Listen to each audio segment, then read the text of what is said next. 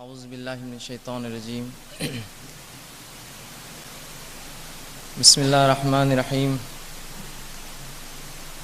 ان الحمد للہ نحمده ونستعینه ونستغفره ونعوذ باللہ من شرور انفسنا ومن سیئات اعمالنا من يهده الله فلا مضل له ومن يضلل فلا هادي له واشهد ان لا اله الا الله وحده لا شريك له واشهد ان محمدا عبده ورسوله وبعد فان خير الحديث كتاب الله وخير الهدي هدي محمد صلى الله عليه وسلم وشر الامور محدثاتها وكل محدثة بدعة وكل بدعة ضلالة وكل ضلالة في النار. اعوذ بالله من الشيطان الرجيم. الحمد لله الذي هدانا لهذا والصلاة والسلام على خاتم النبيين والمرسلين. رب اشرح لي صدري ويسر لي امري واحلل عقدة من لساني يفقهوا قولي. اما بعد. وقال عز وجل في القرآن المجيد اعوذ بالله من الشيطان الرجيم بسم الله الرحمن الرحيم وما ينطق عن الهوى ان هو الا وحي يوحى وقال إنا نحن نزلنا الذكر وإنا له لحافظون وقال لا تحرك به لسانك لتعجل به إن علينا جمعه وقرآنا فإذا قرأناه فاتبع قرآنا ثم إن علينا بيانا وقال وأنزلنا إليك الذكر لتبين للناس ما نزل إليهم ولعلكم يتفكرون وقال النبي صلى الله عليه وسلم ألا إني أوتيت القرآن ومثله معه رواه أبو داود. أما بعد. تمام تعریفیں اس اللہ عز و جل کے لیے لائق و زیبا ہے جو تمام جہانوں کا بنانے والا اور اسے پالنے والا ہے، اور درود و سلام اس کے آخری نبی محمد صلی اللہ علیہ وسلم پر. الحمدللہ ہم یہاں اس سیشن کی جو چھٹی نشست میں جمع ہوئے ہیں، اور جس طرح سے اعلان کیا گیا تھا چند باتیں انشاءاللہ عزیز حجیت حدیث کے تعلق سے رکھوں گا. سب سے پہلے یہ عنوان کیا ہے اس کی وضاحت کر دوں. عموماً یہ عنوان جب ہم نے بنایا اور اس کے پیمفلیٹس اور پوسٹرز ہم نے لگائے تو بہت سے لوگوں نے کہا کہ یہ حجت بحث والا گروہ ہے، اس لیے کہ حجیت حدیث کر رہے، حدیث پہ حجت کرنے والے یہ لوگ. حجیت حدیث یا عربی الفاظ سے حجت کا معنی ہے دلیل، سند، یا وہ چیز جو عمل کے لائق ہو، جو بنیاد بنے کسی اعمال کے پیچھے، وہ ہے حجت. اور حدیث ہم سب جانتے ہیں رسول اللہ صلی اللہ علیہ وسلم کا قول، فعل اور تقریر، اسے حدیث کہا جاتا ہے. تو حجت حدیث مطلب حدیث کا دینی معاملوں میں دلیل بننا کہ ہم اس کی بنیاد پر کوئی عمل کر سکتے ہیں، یہ اس کا معنی ہے حجت حدیث کا. بہرحال جس طرح سے خطبے میں نے آپ کے سامنے قرآن پاک کی 4 آیتیں یا بہرحال اس سے زیادہ کچھ آیتیں، شاید 6 آیتیں میں نے تلاوت کی، اور رسول اللہ صلی اللہ علیہ وسلم کی ایک حدیث آپ کے سامنے رکھی، بلکہ حدیث کا ایک مختصر سا ٹکڑا اور حصہ رکھا. پہلی آیت جو میں نے آپ کے سامنے تلاوت کی سورہ نجم سورہ نمبر 53 اس کی آیت نمبر 3 اور 4 تھی، جس میں اللہ رب العزت فرماتا ہے وما ينطق عن الهوى ان هو الا وحي يوحى، کہ نبی اکرم صلی اللہ علیہ وسلم اپنی خواہش سے کوئی بات نہیں کہتے، ہوا خواہش سے نہیں کہتے، ان هو الا وحي يوحى، آپ جو بھی بات کرتے ہیں اللہ کی طرف سے وحی ہوتی ہے. تو اس آیت میں اللہ رب العزت نے اس کی وضاحت کر دی کہ رسول اللہ صلی اللہ علیہ وسلم کوئی بات، یہ نہ کہا کہ اللہ کے رسول قرآن جو کہتے ہیں وہ اللہ کی طرف سے، بلکہ کہا وما ينطق عن الهوى، نطق ينطق، بات کرنے کو کہتے ہیں عربی زبان میں، کہ یہ نبی کوئی بات نہیں کرتا مگر وہ اللہ کی وحی ہوتی ہے، اپنے نفس سے کچھ نہیں کہتا. اور رسول اللہ صلی اللہ علیہ وسلم نے کی حدیث نے اس کی وضاحت بھی کی. آپ صلی اللہ علیہ وسلم سے عمرو بن عاص رضی اللہ عنہ، اللہ کے رسول آپ کبھی غصے میں ہوتے، کبھی خوشی میں ہوتے، کبھی غم میں ہوتے ہیں، تو کیا اس معاملے میں آپ کی حدیثیں ہم لکھیں؟ تو کہا ہاں، ہر حالت میں مجھ سے لکھا کرو، اس لیے کہ میری زبان سے کچھ نہیں نکلتا مگر حق. تو اس آیت اس نے وضاحت کر دی کہ رسول اللہ صلی اللہ علیہ وسلم کوئی بات اپنی خواہش سے نہیں کرتے. وما ينطق عن الهوى، یہ شخصیت جو آپ کے سامنے بھیجی جا رہی ہے محمد صلی اللہ علیہ وسلم، یہ خواہش سے بات نہیں کرتی. ان هو الا وحی یوحى، یہ تو جو بھی بات کرتا ہے، یہ شخصیت جو بھی بات کرتی ہے وہ اللہ کی طرف سے وحی ہوتی ہے. تو رسول اللہ صلی اللہ علیہ وسلم کی تمام باتیں، چاہے آپ کا قول ہو، آپ کا عمل فعل ہو، یا تقریر، کسی کام کو آپ نے دیکھا اور خاموش رہے، تمام کی تمام دین میں یہ حجت ہے، اس لیے کہ رسول اللہ صلی اللہ علیہ وسلم خواہش سے کوئی کام نہیں کرتے تھے. آگے ایک آیت میں نے آپ کے سامنے تلاوت کی، اللہ رب العزت فرماتا ہے، سورہ ہجر کی آیت نمبر 9 تھی، 15 نمبر کا سورہ ہے. اللہ فرماتا ہے انا نحن نزلنا الذکر وانا له لحافظون، یہ ہم ہیں جو اس ذکر کو اتارتے ہیں اور ہم ہیں جو اس کی حفاظت کریں گے. اس آیت میں بھی اللہ رب العزت نے یہ نہیں کہا وہ ہم ہیں جو قرآن کو اتارتے اور ہم اس کی حفاظت کریں گے، یہاں ذکر کا لفظ آیا. اور ذکر کسے کہتے ہیں یا اہل ذکر قرآن میں کس کو کہا گیا، جس کے تعلق سے ہم جانتے ہیں فاسألوا اہل الذکر ان کنتم لا تعلمون، کہ کہ اہل ذکر سے پوچھو اگر تمہیں کسی بات کا علم نہ ہو تو اہل ذکر یہود و نصارہ کے ان علماء کو کہتے تھے جو اللہ کی کتاب توریت کے ساتھ ساتھ اپنے رسول موسیٰ علیہ السلام اور دیگر انبیاء کی حدیثوں کا بھی علم رکھتے تھے. انہیں اہل ذکر کہا گیا. وہ نہ صرف کتاب کا علم بلکہ اپنے نبی کی حدیث کا علم بھی رکھتے تھے, انہیں اہل ذکر کہا گیا. تو ذکر سے مراد اللہ کی کتاب اور اس کے رسول صلی اللہ علیہ وسلم کی سنت یہاں مراد ہے. اگر مخصوص ہوتا تو اللہ کہہ دیتا انا نحن نزلنا القرآن وانا له لحافظون, لیکن یہ نہیں کہا, ذکر کے لفظ استعمال کیے. آئیے تیسری آیت جو میں نے آپ کے سامنے تلاوت کی سورہ قیامہ سورہ 75 کی آیت نمبر 16 سے لے کر 19, یہ 3 آیتیں تلاوت کی. اللہ فرماتا ہے لا تحرک به لسانک ولتعجل به. رسول اللہ صلی اللہ علیہ وسلم پر جب وحی نازل ہوتی تو آپ صلی اللہ علیہ وسلم اس کو جلدی جلدی پڑھنا چاہتے ہیں تاکہ جلد سے جلد اس کو پڑھ لے اور جو ہے وہ بھول نہ سکے, رسول اللہ بھول نہ جائے بول کر آپ جلدی جلدی کرتے. تو اللہ رب العزت نے اس کے جواب میں کہا لا تحرک به لسانک ولتعجل به, اے نبی آپ اپنی زبان کو حرکت دینے میں جلدی نہ کیا کرے. رسول اللہ کیا کرتے ہیں کہ آپ جلدی دہرانا چاہتے کہ ایسا نہ ہو کہ میں بھول جاؤں. تو اللہ نے کہا اے نبی اپنی زبان کو آپ جلدی جلدی حرکت نہ تھے اور جلد بازی نہ کریں. ان علینا جمعہ وقرآن, اس کا جمع کرنا اور آپ سے پڑھوانا یہ ہماری ذمہ داری ہے. ان علینا, یہ ہماری ذمہ داری ہے کہ آپ سے اس کو جمع بھی کرائے اور آپ سے پڑھوائے. اور پھر فرمایا فَإِذَا قَرَأْنَاهُ فَاتَّبِعْ قُرْآنَهُ, تو جب ہمارا فرشتہ پڑھ لے تو پھر آپ اس کو دہرائے. اور پھر آگے فرمایا ثُمَّ إِنَّ عَلَيْنَا بَيَانًا, اور اس کی تفسیر اور بیان یہ بھی ہمارا ذمہ ہے. نہ صرف قرآن کا جمع کرنا ہمارا ذمہ ہے بلکہ اس کا لوگوں تک بیان پہنچانا یہ بھی ہے نبی ہمارا ذمہ ہے. ثُمَّ إِنَّ عَلَيْنَا بَيَانًا, اور اس کا بیان کرنا بھی ہمارے ذمہ ہے. تو نہ صرف قرآن کا جمع کرنا اللہ کے ذمہ اور اس کی حفاظت بلکہ اس کا بیان, اس کی تفسیر, اس کی تشریح, اس کی توضیح بھی اللہ کی ذمہ ہوئی. اللہ نے ہی اس کو کیا, اس کی ذمہ داری لی کہ اس کا بیان کرنا ہماری ذمہ داری ہے, ہم اس کو آپ سے بیان کروائیں گے. تو اس آیت میں بھی اس چیز کی وضاحت ہوئی کہ رسول اللہ صلی اللہ علیہ وسلم کو نہ صرف قرآن دیا گیا, اس کی تشریح, توضیح اور وضاحت بھی دی گئی ساتھ میں. اس کا ذمہ بھی اللہ نے لیا ہے.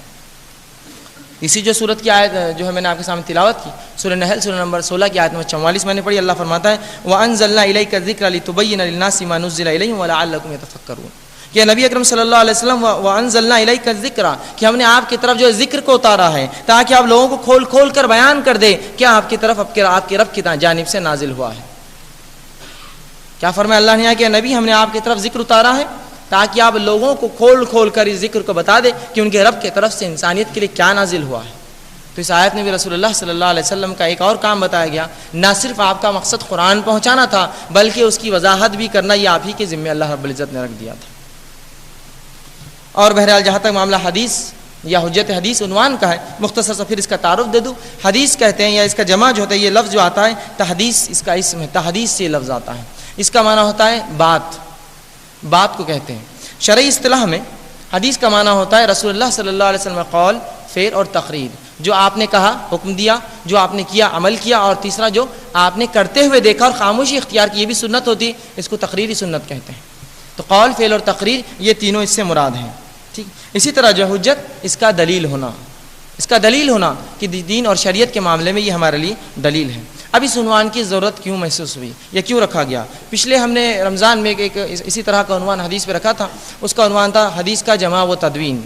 یہ اس عنوان کا ایک مختصر سا حصہ تھا. بہرحال اس بار ہم نے حجت حدیث, اس لیے کہ بہت سے لوگ حدیث کو حجت نہیں مانتے شریعت اور دین میں, اور بڑے عجیب عجیب خیالات اور ان کے عجیب عجیب افکار اس کے پیچھے ہوتے ہیں. کچھ لوگوں کا یہ معاملہ ہوتا ہے کہ حدیث میں غلط اور صحیح دونوں ہوتے ہیں, لہٰذا قرآن تو مکمل صحیح ہے, اس کو چھوڑ دیا جائے. کچھ لوگ یہ کہتے ہیں حدیث ہمارے عقلوں پر نہیں, پیمانے پہ نہیں اتر رہی ہے, فلاں بات ہمارے عقلوں میں نہیں سما رہی ہے, لہٰذا اس کو چھوڑ دیا جائے, اس کے عمل کی ضرورت نہیں. کچھ لوگ دنیا کی خواہش اور ہوا اس کے پیچھے ایسے پڑے ہوئے ہوتے ہیں, اس چکر میں اس کا انکار کرتے ہیں. اور کچھ لوگ اپنے شہرت کے لیے, نفسانی خواہشات کے لیے اور دنیا میں کچھ مفاد کے لیے اس کا انکار کرتے ہیں.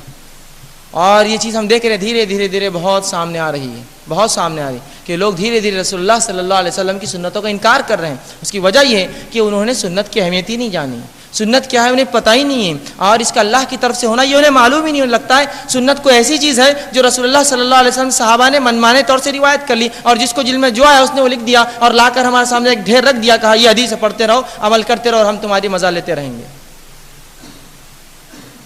اور ہوتا ہے ایسے اقوال ہم سنتے ہیں, چلو ٹھیک ہے قرآن تو ایک کتاب ہے, یہ کہ آپ نے بوگیوں کی بوگیاں حدیث کی کتاب لا کے رکھ دی, مطلب اتنی زیادہ ڈبوں کے ڈبے بھر کے ٹرین کی. قرآن سمجھ میں آ رہا ہے, کتاب اتنی کیا تفسیر ہوں گی اس کی کہ ہزاروں حدیث کی کتابیں. تو گویا ان لوگوں نے حدیث کا علم حاصل ہی نہیں کیا.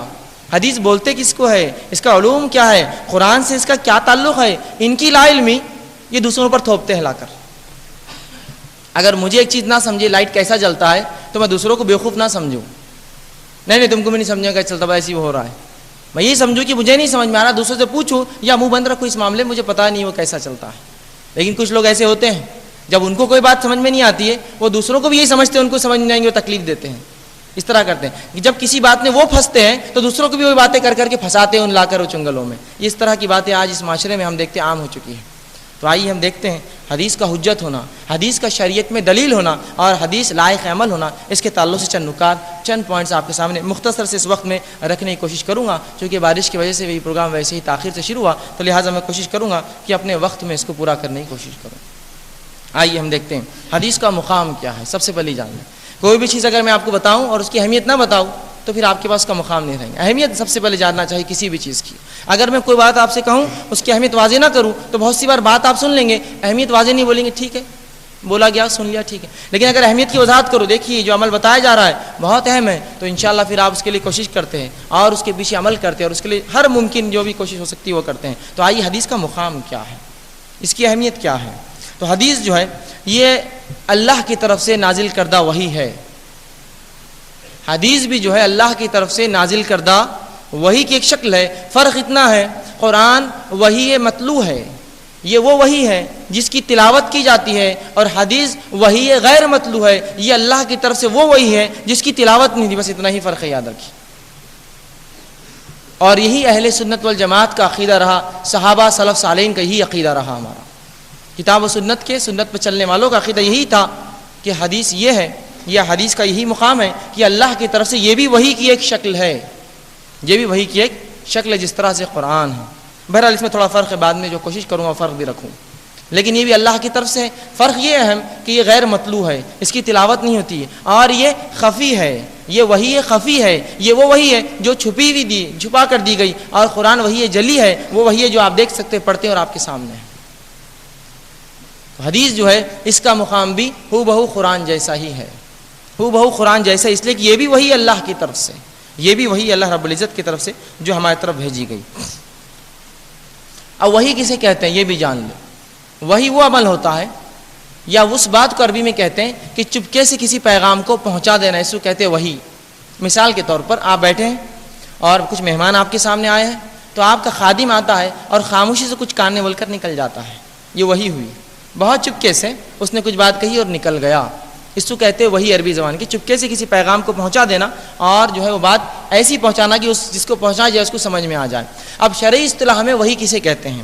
تو شرعی اصطلاح میں، شریعت کی زبان میں وحی اس چیز کو کہتے ہیں کہ اللہ کا اپنے منتخب انبیاء تک اخبار، خبروں کا اور احکامات کا پہنچانا خفیہ طور پر، جس کی ان کو اطلاع مل جائے.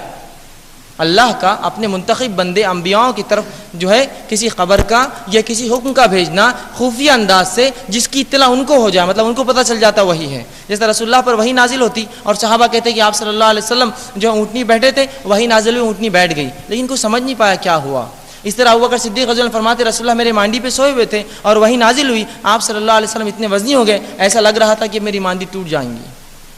تو خفیہ طور سے چیز آتی اور رسول اللہ کو پہنچائی جاتی، آپ صلی اللہ علیہ وسلم اس چیز کو لوگوں تک بیان کر دیتے. تو یہ ہے وہی شریعت کے اصطلاح میں، شریعت کے اس میں کہ اللہ کا اپنے نبیوں تک خفیہ انداز سے کوئی بات کا پہنچانا، احکام یا خبر کا پہنچانا، جس کو وہ سمجھ لے، اس کو سمجھ میں آ جاتی بات اور اس کو لے کر جو ہے جہاں اللہ نے جس کو حکم دیا اس تک وہ بات کو پہنچا دیتا ہے. اب حدیث وہی ہے، اس کے قرآنی دلائل ہم دیکھتے ہیں.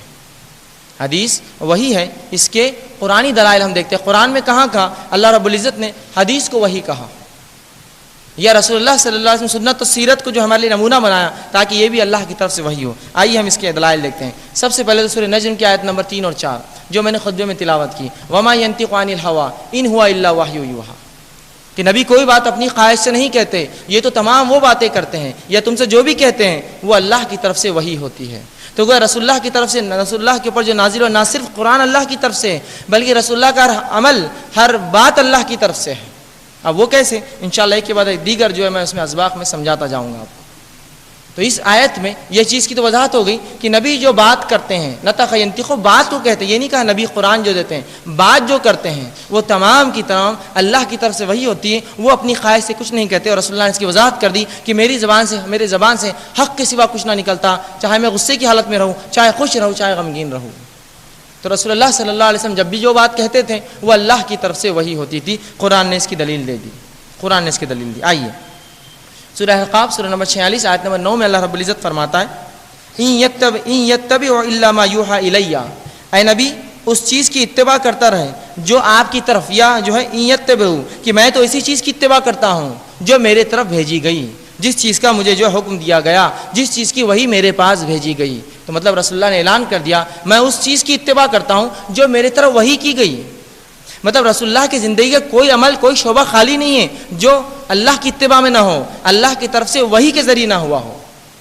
بات سمجھ میں آ رہی میں جو کہہ رہا ہوں کہ رسول اللہ کی زندگی، رسول اللہ فرما رہے ہیں کہ میں تو اسی کی اتباع کرتا ہوں جو میری طرف بھیجا جاتا ہے۔ تو وہ رسول اللہ صلی اللہ علیہ وسلم نے زندگی میں جو کچھ کیا، ظاہر سی بات ہے قرآن میں تو پوری چیزیں نہیں ہیں، جو کچھ کیا وہ اللہ کی من جانب اللہ تھا، اللہ کی طرف سے وہی تھی، تبھی آپ نے وہ کیا۔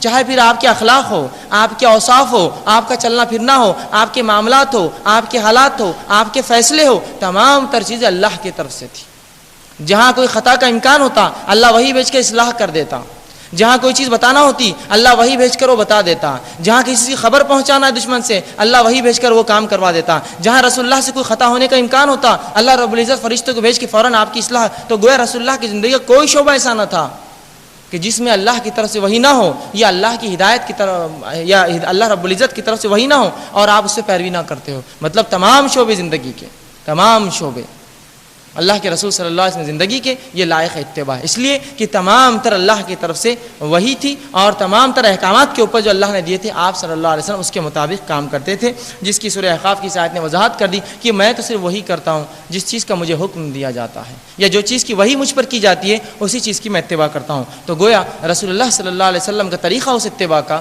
وہ ہمارے لیے کیا ہوا، جس کو ہم سنت کہتے ہیں یا حدیث کہتے ہیں یا اثر کہتے ہیں۔ جو سنت ہم جس کو کہتے ہیں وہ حدیث سے ہم تک پہنچتی ہے، لہٰذا حدیث بھی اسے کہتے ہیں۔ تو یہ رسول اللہ صلی اللہ علیہ وسلم کا یہ عمل بھی اللہ کی طرف سے تھا۔ اسی طرح جو ہے رسول اللہ صلی اللہ علیہ وسلم نازل ہونے والے جو ہے وحی کی دو قسمیں تھیں۔ آپ صلی اللہ علیہ وسلم پر جو وحی نازل ہوئی جس کے تعلق سے بات آ رہی کہ میں تو صرف وحی کی اتباع کرتا ہوں، اس کے دو قسمیں تھیں۔ پہلی وحی کی قسم رسول اللہ صلی اللہ علیہ وسلم پر جو نازل ہوئی وہ قرآن تھا۔ پہلی وحی کی قسم جو اللہ کے رسول پہ نازل ہوئی وہ قرآن تھا، جس کے معنی اور الفاظ دونوں اللہ کی طرف سے ہیں۔ قرآن کے معنی اور الفاظ دونوں اللہ کی طرف سے، یاد رکھیے، خالی اس کے الفاظ کی حفاظت نہیں، اللہ نے اس کے معنوں کی حفاظت کا بھی ذمہ لیا، اس لیے کہ اگر اللہ قرآن کے معنوں کی حفاظت کا ذمہ نہ لیتا تو ہر دور میں زبانیں بدلتی ہے، لوگوں کے اخلاق، ان کے اوصاف، ان کے حالات، ان کے احوال، ان کی فطرت کے اعتبار سے زبانیں بدلتی ہے، اور اگر اس کا معنی اللہ نہ بچاتا تو بہت ممکن تھا کہ اس کا معنی کھو جاتا، یہ ہم سمجھ نہ پاتے۔ تو اس اعتبار سے اللہ رب العزت کے ہی ذمہ تھا، اس کے الفاظ اور اس کے معنی دونوں اللہ کی طرف سے، اور یہ وحی جلی ہے، یہ ظاہر وحی اور وحی مطلوع ہے، یہ وحی ہے جس کی تلاوت کی جاتی ہے۔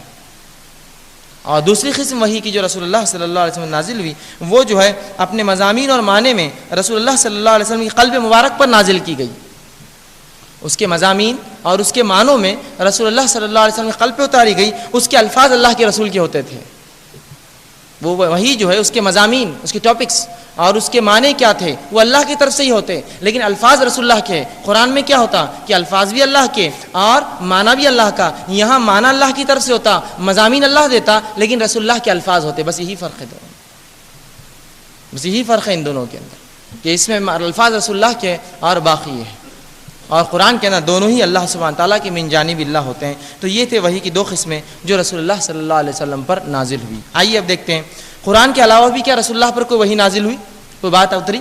بہت سی بار ہوتا ہے لوگ کہتے نہیں بس رسول اللہ پہ تو قرآن اترا۔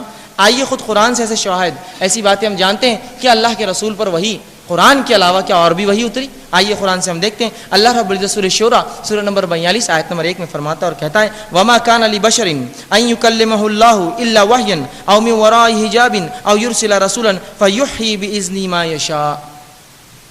کیا معنی ہوا اس کا؟ اللہ فرماتا ہے وما كان لبشر، کہ کسی انسان کے لیے یہ لائق نہیں ہے یا کسی انسان کی یہ شان نہیں ہے کہ اپنے رب سے یکلم اللہ، کہ اللہ اس سے سیدھی بات کرے، کسی فرد کی یہ جو ہے وہ نہیں، شان ہی نہیں ہے کہ وہ اللہ جس سے سیدھی بات کرے، اللہ کے اللہ اس پر الہام کرتا ہے، وہی بھیجتا ہے، دل پر بات اتارتا ہے۔ پہلی شکل بتائی گئی کہ کوئی بشر، کوئی انسان، اس کی مجال نہیں کہ وہ اللہ سے سیدھے بات کرے یا اللہ اس سے سیدھے بات کرے۔ اللہ کے طریقہ یہ ہوتا ہے اللہ کا کہ اس تک وہی بھیجتا ہے، اس کو الہام کرتا ہے، اس کے دل پر بات ڈالتا ہے۔ دوسرا فرمایا وَمِن وَرَاءِ حِجَابٍ، اور اگر سیدھے سے کلام کرتا بھی ہے تو آڑ سے کرتا ہے، ہم روح آمنے سامنے ہو کر نہیں کرتا ہے۔ اور وَمِن وَرَاءِ حِجَابٍ، یا ایک آڑ سے کرتا ہے، جس طرح سے اللہ نے موسیٰ علیہ السلام سے کی، کلام تو کرتے تھے، آڑ تھی لیکن دیکھ نہیں سکتے تھے موسیٰ علیہ السلام، جب دیکھنے کی خواہش ظاہر کی تو پورا واقعہ آپ جانتے اس پہاڑ والا۔ بہرحال تو ایک حجاب سے بات کریں، اور آگے فرمایا وحین، اور پھر فرمایا آگے حجابن او یرسل رسولا، یا پھر اس کے پاس ایک فرشتہ بھیج دیتے ہیں۔ یرسل رسول ہمارے طرف سے ایک پیغام پہنچانے والا بھیجتے تھے، فیوحی باذنہ ما یشاء، اور پھر اللہ جو چاہتا اس فرشتے کے ذریعے اپنے نبی تک وہ بات پہنچا دیتا ہے۔ تو یہاں رسول اللہ صلی اللہ علیہ وسلم پر جو وحی کی گئی اس کے 3 طریقے بتائے۔ آئیے اب دیکھتے ہیں کہ رسول اللہ پر ان تینوں طریقوں سے وحی اتری۔ سب سے پہلی چیز تو یہ قرآن جو وحی آئی، یہ وحی کی تیسری قسم ہے۔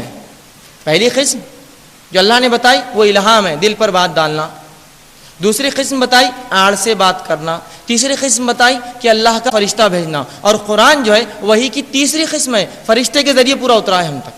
اللہ کی اس کی چند آیاتیں، ورنہ مکمل قرآن رسول اللہ پر بذریعہ فرشتے اترائے۔ اس کی دلیل خود اللہ رب العزت نے قرآن میں یوں فرمایا، کہا قرآن کریم میں جو یہ تیسری اس کی دلیل یہ ہے، اللہ فرماتا ہے قل من کان عدو لجبریل فانه نزل على قلبك باذن اللہ، کہ جو کہہ دیجئے نبی جو جبرائیل کو اپنا دشمن کہتا ہے وہ جان لے کہ وہی ہے جبرائیل جو مجھ تک وحی لاتا ہے۔ جو جبرائیل کو عدو اپنا دشمن سمجھتا ہے تو وہ یہ بات جان لے کہ یہ جبرائیل ہی ہے جو مجھ تک وحی لے کر آتے ہیں۔ تو گویا قرآن جس ذریعے سے آیا رسول اللہ پر وہ تیسری قسم ہے، رسول کے ذریعہ، یرسل رسولا، کہ رسول ایک جو ہے اللہ رب العزت اپنے طرف سے ایک فرشتے کو بھیجتا ہے جو رسول اللہ پر وحی لے کر آتا ہے۔ تو یہ تیسری قسم ہے۔ آئیے اس کی اور دلیل اللہ رب العزت قرآن میں فرماتا ہے، سورہ شورى سورہ نمبر 26 آیت نمبر 192 سے 195 اللہ فرماتا ہے وَإِنَّهُ تَنزِيلُ رَبِّ الْعَالَمِينَ، کہ اس قرآن کا نازل کرنے والا، اس قرآن کا اتارنے والا رب العالمین ہے۔ وَإِنَّهُ تَنزِيلُ رَبِّ الْعَالَمِينَ نَزَّلَ بِهِ روح الامین، اس کا لانے والا، جو لانے والی شخصیت ہے روح الامین ہے، پاک جو ہے امانت دار روح ہے، امانت دار فرشتہ ہے، جبرائیل امین ہے۔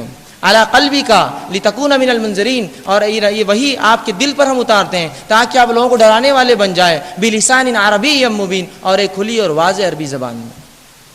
تو اس آیت نے بھی اللہ رب العزت نے وضاحت کر دی کہ رسول اللہ پر جو وحی آئی وہ تیسری قسم تھی، او یرسل رسولا، کہ کسی کو ہم بھیجتے ہیں جو ہمارے پیغام نبی تک پہنچا دیتا ہے۔ اب آئیے وحی کی وہ دوسرے 2 اقسام ہیں۔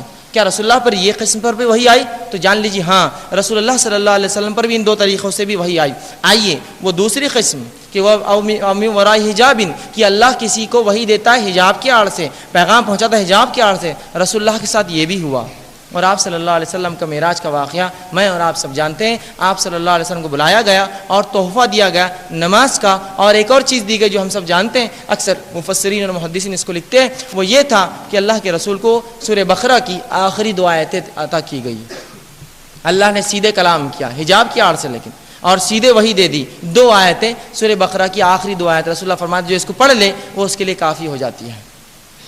آمن الرسول بما انزل الیہ من ربہ والمؤمنون کل، یہ والی آیت 285 اور 286 سورہ بقرہ کی۔ تو یہ 2 آیتیں، تو یہ قسم ہوئی، ایک ہو گیا قرآن کا فرشتے کے ذریعے جو وحی کی قسم ہے، دوسرا حجاب کی آڑ سے رسول اللہ کے ساتھ یہ بھی ہوا، اور موسیٰ علیہ السلام کو تو پوری چیزیں ایسی ہی دی گئی کہ اللہ نے حجاب کی آڑ سے اللہ ان سے بات کرتا اور تمام تر چیزیں دیتا جاتا، وہاں کوئی فرشتہ نہیں آیا۔ اور تیسری قسم جو رسول اللہ صلی اللہ علیہ وسلم پر نازل ہوئی، جو الہام یا جو وحی ہے کہ اللہ اس تک وحی کر دے، اس کے دل میں بات ڈال دے، وہ بات جو ڈالی جاتی ہے اسے ہی حدیث کہتے ہیں، کہ نبی کے دل میں بات آ جانا کسی چیز کی، یا نبی نے کوئی بات بول دینا، یا اس کو کوئی خواب دکھ جانا، یہ تمام تر چیزیں اس میں شامل، یہ نبی کی طرف سے ہوتا ہے۔ اس کے الفاظ نبی کے ہوتے ہیں لیکن مضامین اور اس کا معنی اللہ کی طرف سے ہوتا ہے۔ تو رسول اللہ صلی اللہ علیہ وسلم پر ان تینوں قسموں سے وحی آئی، ان تینوں قسموں سے وحی ہے۔ آئیے ہم دیکھتے ہیں اللہ رب العزت قرآن میں سورہ نساء سورہ نمبر 4 آیت نمبر 163 میں اس کی دلیل بھی دیتا ہے کہ ہم نے ایسی وحی کی جو وحی دل پر ہم ڈالتے ہیں انبیاءوں کے، ایسا طریقہ بھی ہم نے اپنا۔ اللہ فرماتا ہے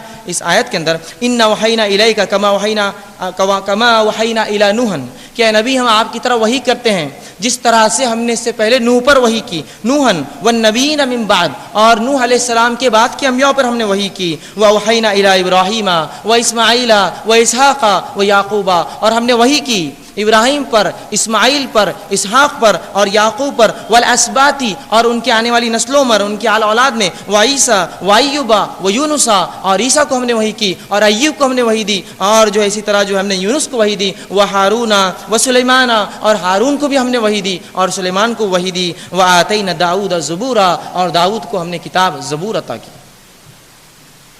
یہ بات ہر مسلمان جانتا ہے کہ تمام انبیاؤں کو کتابیں نہیں ملی، یہ بات ہر مسلمان جانتا ہے، تمام انبیاؤں کو کتابیں نہیں ملی۔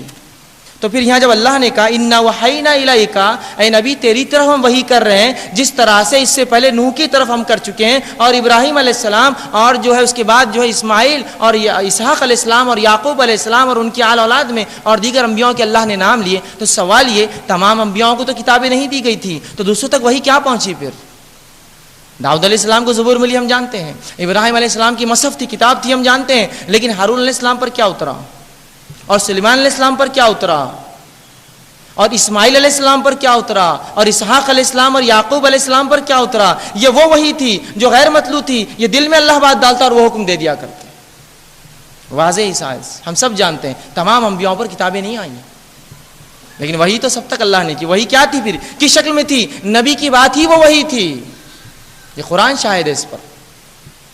آئیے ایک اور گواہی قرآن سے ہی لے لے۔ موسیٰ علیہ السلام کا واقعہ میں اور آپ سب جانتے ہیں۔ موسیٰ علیہ السلام ان کی شخصیت کوئی ایسی نہیں محتاج تعارف کی، اللہ کے وہ نبی جن کا نام اللہ نے کم و بیش تقریباً سوروں میں لیا، یہ وہ نبی ہے، وہ ذات ہے۔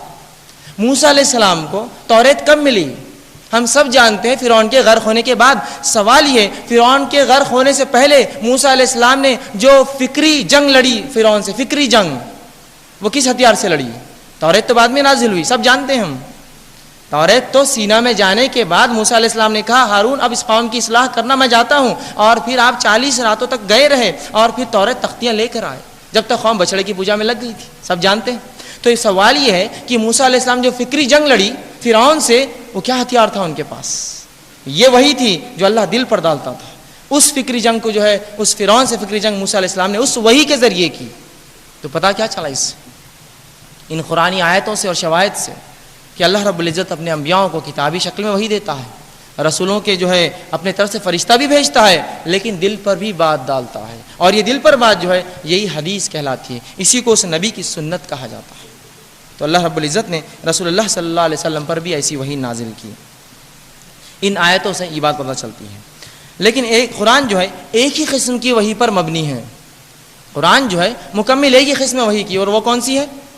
کہ کوئی فرشتہ لے کر آتا ہے، اور دوسری قسم کا کچھ حصہ اس میں ملتا ہے کہ اللہ نے حجاب کے آڑ سے رسول اللہ کو دی۔ لیکن وحی کی وہ تیسری قسم کہاں ہے جو اللہ جو دیتا ہے اپنے انبیاؤں کو دل میں بات ڈالنا؟ وہ قسم وحی کی احادیث کے شکل میں محفوظ ہے۔ اب احادیث اور سنت کیا یہ بھی جان لے، حدیث اور سنت کیا یہ بھی جان لے، سنت وہ عمل ہے جو رسول اللہ صلی اللہ علیہ وسلم قول، فعل اور تقریر، اوصاف، اخلاق، خصائل، جتنے بھی رسول اللہ کے آداب وہ آتے ہیں وہ تمام مل کے کہلاتی سنت۔ پھر حدیث کیا ہے؟ حدیث کہتے ہیں بات، رسول اللہ کی بات۔ تو اگر حدیث اور سنت کو ہم کیسے سمجھیں تو یہ سمجھ لیجئے کہ حدیث جو ہے یہ وہ چیز ہے جس کے اوپر سنت چلتی ہے، یا جس کے ذریعے سنت ہم تک پہنچتی ہے، بس یہی مثال ہے اس کی۔ حدیث وہ چیز ہے، وہ کیریئر ہے جس پر سنت ہم تک پہنچتی ہے، مطلب حدیث کے ذریعے سنت ہم تک آئی۔ تو اس کو اگر کوئی حدیث کہہ دے، کبھی سنت کہہ دے، کبھی اثر کہہ دے، یہ بات ایک ہی ہوں گی۔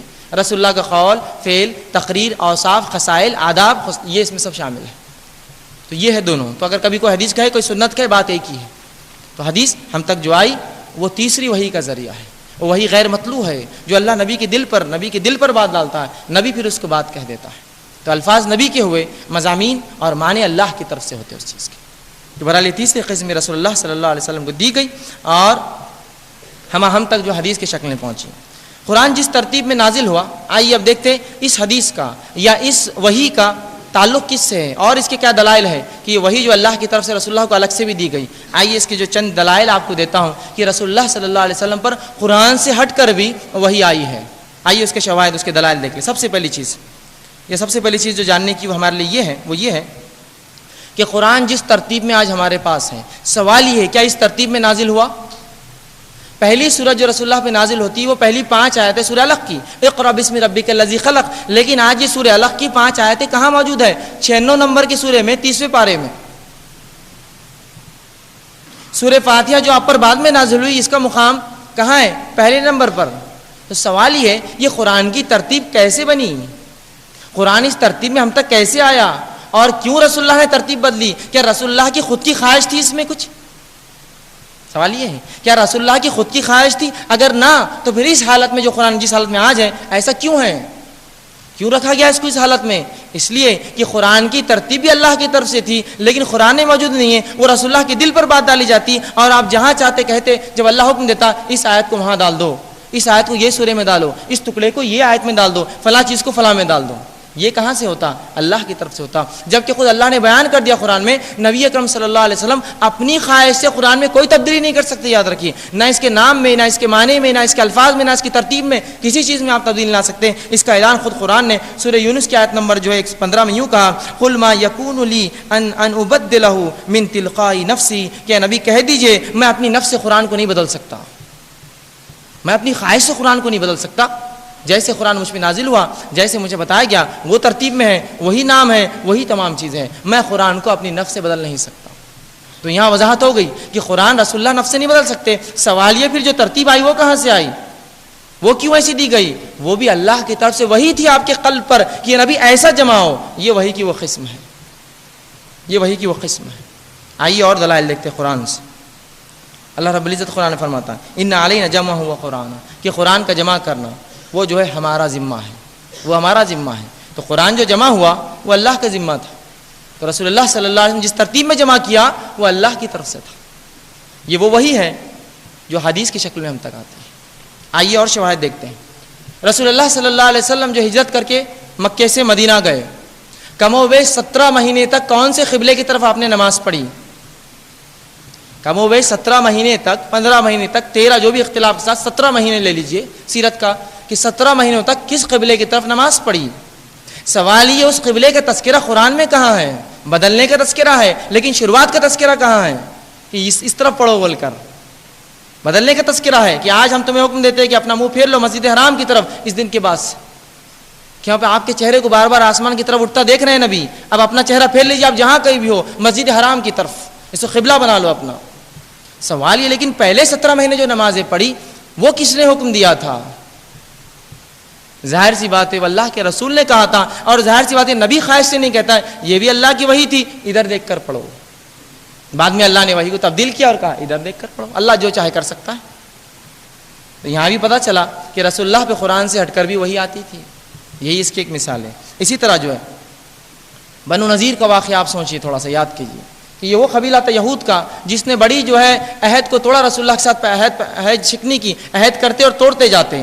جب رسول اللہ صلی اللہ علیہ وسلم نے کہا کہ اب ان کی خبر لینا ضروری ہے، صحابہ نے کہا ان کی خبر ضروری ہے، آپ صلی اللہ علیہ وسلم صحابہ کو لے کے جو ہے ان کا گھیراؤ کرتے، بنو نذیر کا، اس قبیلہ گھیراؤ کرتے ہیں۔ اس قبیلے نے اپنے آپ کو بچانے کے لیے اپنے کھیتوں کا سہارا لیا اور جھاڑوں کا سہارا لیا، کھجور کے درختوں کا سہارا لیا۔ رسول اللہ صلی اللہ علیہ وسلم نے ان کھجوروں کے درختوں کو جلانے کا حکم دے دیا۔ جیسے ہی رسول اللہ نے کھجوروں کے حکم جلانے کا حکم دیا، یہودی چلا پڑے یہ کیسا نبی ہے جھاڑ جلا رہا ہے، درختوں کو جلانا نبیوں کی صفت نہیں، یاد رکھیں، خام و خواہ مالیت کا نقصان نبیوں کی صفت نہیں ہے۔ یہ جو نبی درختوں کو نہیں جلا سکتا وہ انسانیت کو مارنے کیسا حکم دے سکتا ہے؟ جو لوگ الزام لگاتے ہیں ان کے لیے جواب بھی ہے۔ تو یہودیوں نے کہا یہ نبی کیسا ہے جو درختوں کو جلاتا ہے، جبکہ یہ ضروری تھا اس لیے کہ ان کی شر انگیزی بہت زیادہ تھی، اگر یہ نہ کیا جاتا تو وہ اور فتنہ کرتے۔ تو ان یہودیوں نے کہا یہ کیسا نبی ہے، نبی تو یہ کام نہیں کرتا جھاڑوں کے جلانے کا۔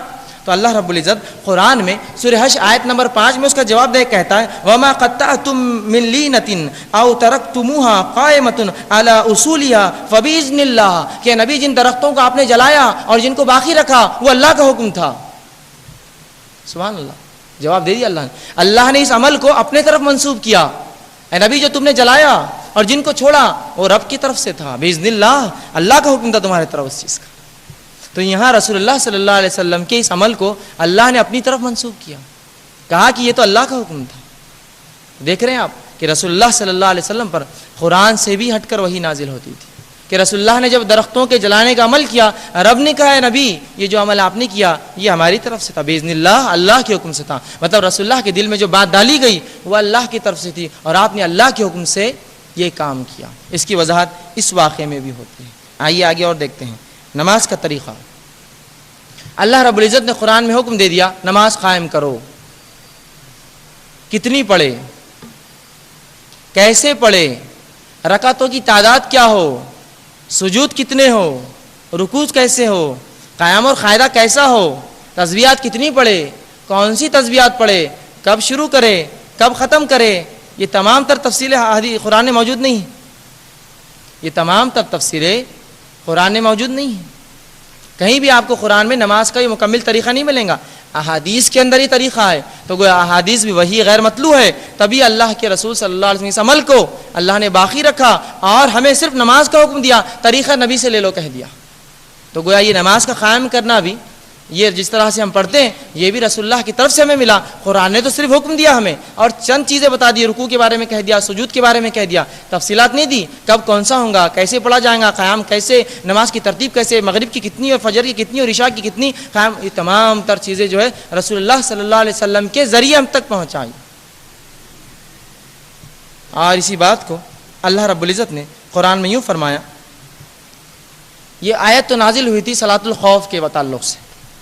صلاۃ الخوف کے تعلق سے اللہ ہم جانتے ہیں کہ خوف کی نماز انسان پیادہ چلتے ہوئے پڑھیں گا اور شہ سوار اپنے گھوڑے پر پڑھیں گا یا سواری پہ پڑھیں گا، جو جس حالت میں وہ پڑھیں گا. مثال کے طور پر نماز کا وقت آ چکا ہے لیکن ایک انسان جو ہے کوششوں میں لگا ہوا ہے، جہاد میں لگا ہوا ہے اور دشمن کو جو ہے وہ مٹانا چاہتا ہے یا برائی کو معاشرے سے ختم کرنا چاہتا ہے. اب نماز اس حالت میں کیسے پڑھے؟ تو وہ اسی حالت میں جس میں پڑھتا جائیں گا، بسم اللہ سے شروع کریں گا اور نماز اس کی ویسی ہوں گی. تو اللہ نے کہا اس کے بعد بتایا، رسول اللہ کو حکم دیا فَإِذَا آمَنْتُمْ فَاذْكُرُوا اللَّهَ كَمَا عَلَّمَكُمْ مَا لَمْ تَكُونُوا تَعْلَمُونَ. کہ اللہ فرما رہا ہے کہ اے نبی جب تم خوف کی حالت میں ہو اور جو نمازیں پڑھ لو، لیکن اللہ جب اس کے بعد امن دے دے، جب امن دے دے تو اللہ فرما رہا ہے فَإِذَا آمَنْتُمْ فَاذْكُرُوا اللَّهَ كَمَا عَلَّمَكُمْ. اب جب تمہیں اللہ امن کی بات دے دے، خوف سے نکل جاؤ نماز پڑھ کر امن میں آ جاؤ، تو پھر اللہ کا ذکر ویسے ہی کرو، نماز ویسے ہی کرو جیسا تمہیں سکھایا گیا ہے. علمکم، تمہیں سکھایا گیا ہے. اور پھر فرمایا علمکم ما لم تکونوا تعلمون، جس کے تعلق سے تمہیں تمام تفصیلات بتا دی گئی. تو اس آیت کے اندر بھی اللہ رب العزت نے نماز کے طریقے کو اپنے طرف منسوب کیا اور کہا جیسا تمہیں سکھایا گیا ہے، مطلب اللہ نے جیسا سکھایا. گو حدیث کے اندر رسول اللہ صلی اللہ علیہ وسلم نے بتایا، جبکہ ہم جانتے قرآن میں وہ طریقہ نہیں ہے. تو یہاں پتہ چلا احادیث بھی جو ہے یہ حجت ہے، یہ دلیل ہے اور یہ بنیاد ہے دین کے اندر. یہ واقعہ جو اس کے پورے گواہ ہیں. اسی طرح جو ہے حسان بن عطیہ رحمہ اللہ یہ فرماتے ہیں، حدیث کے تعلق سے کہتے تھے اور کہتے تھے کان جبریل ینزل علی النبی صلی اللہ علیہ وسلم بالسنتی کما ینزل علیہ بالقرآن. رسول اللہ صلی اللہ علیہ وسلم پر جبرائیل امین ویسے ہی سنت لے کر اترتے جیسے قرآن لے کر اترا کرتے تھے.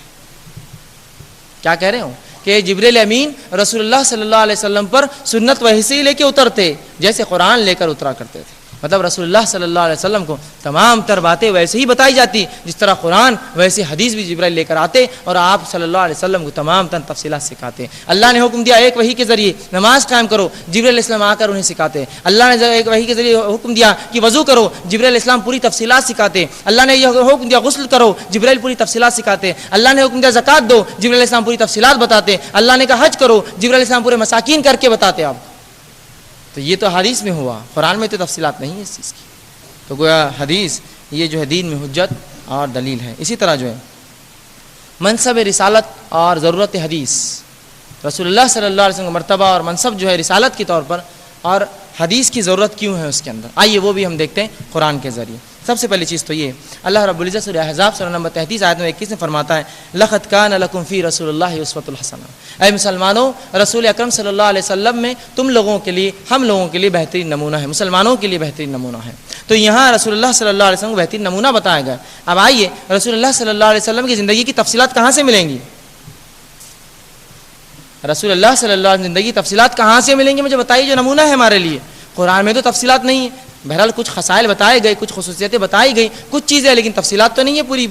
یہ ظاہر سی بات ہے وہ حدیث میں ہوں گی. تو تو جب کسی کو نمونہ بنایا تو نمونے کی زندگی حفاظت کرنا، اس کے قول اور فعل اور تقریر کی حفاظت کرنا، یہ بھی اسی کا ذمہ ہے جس نے نمونہ بنا کر بھیجا ہے، یہ بھی اسی کا ذمہ ہے۔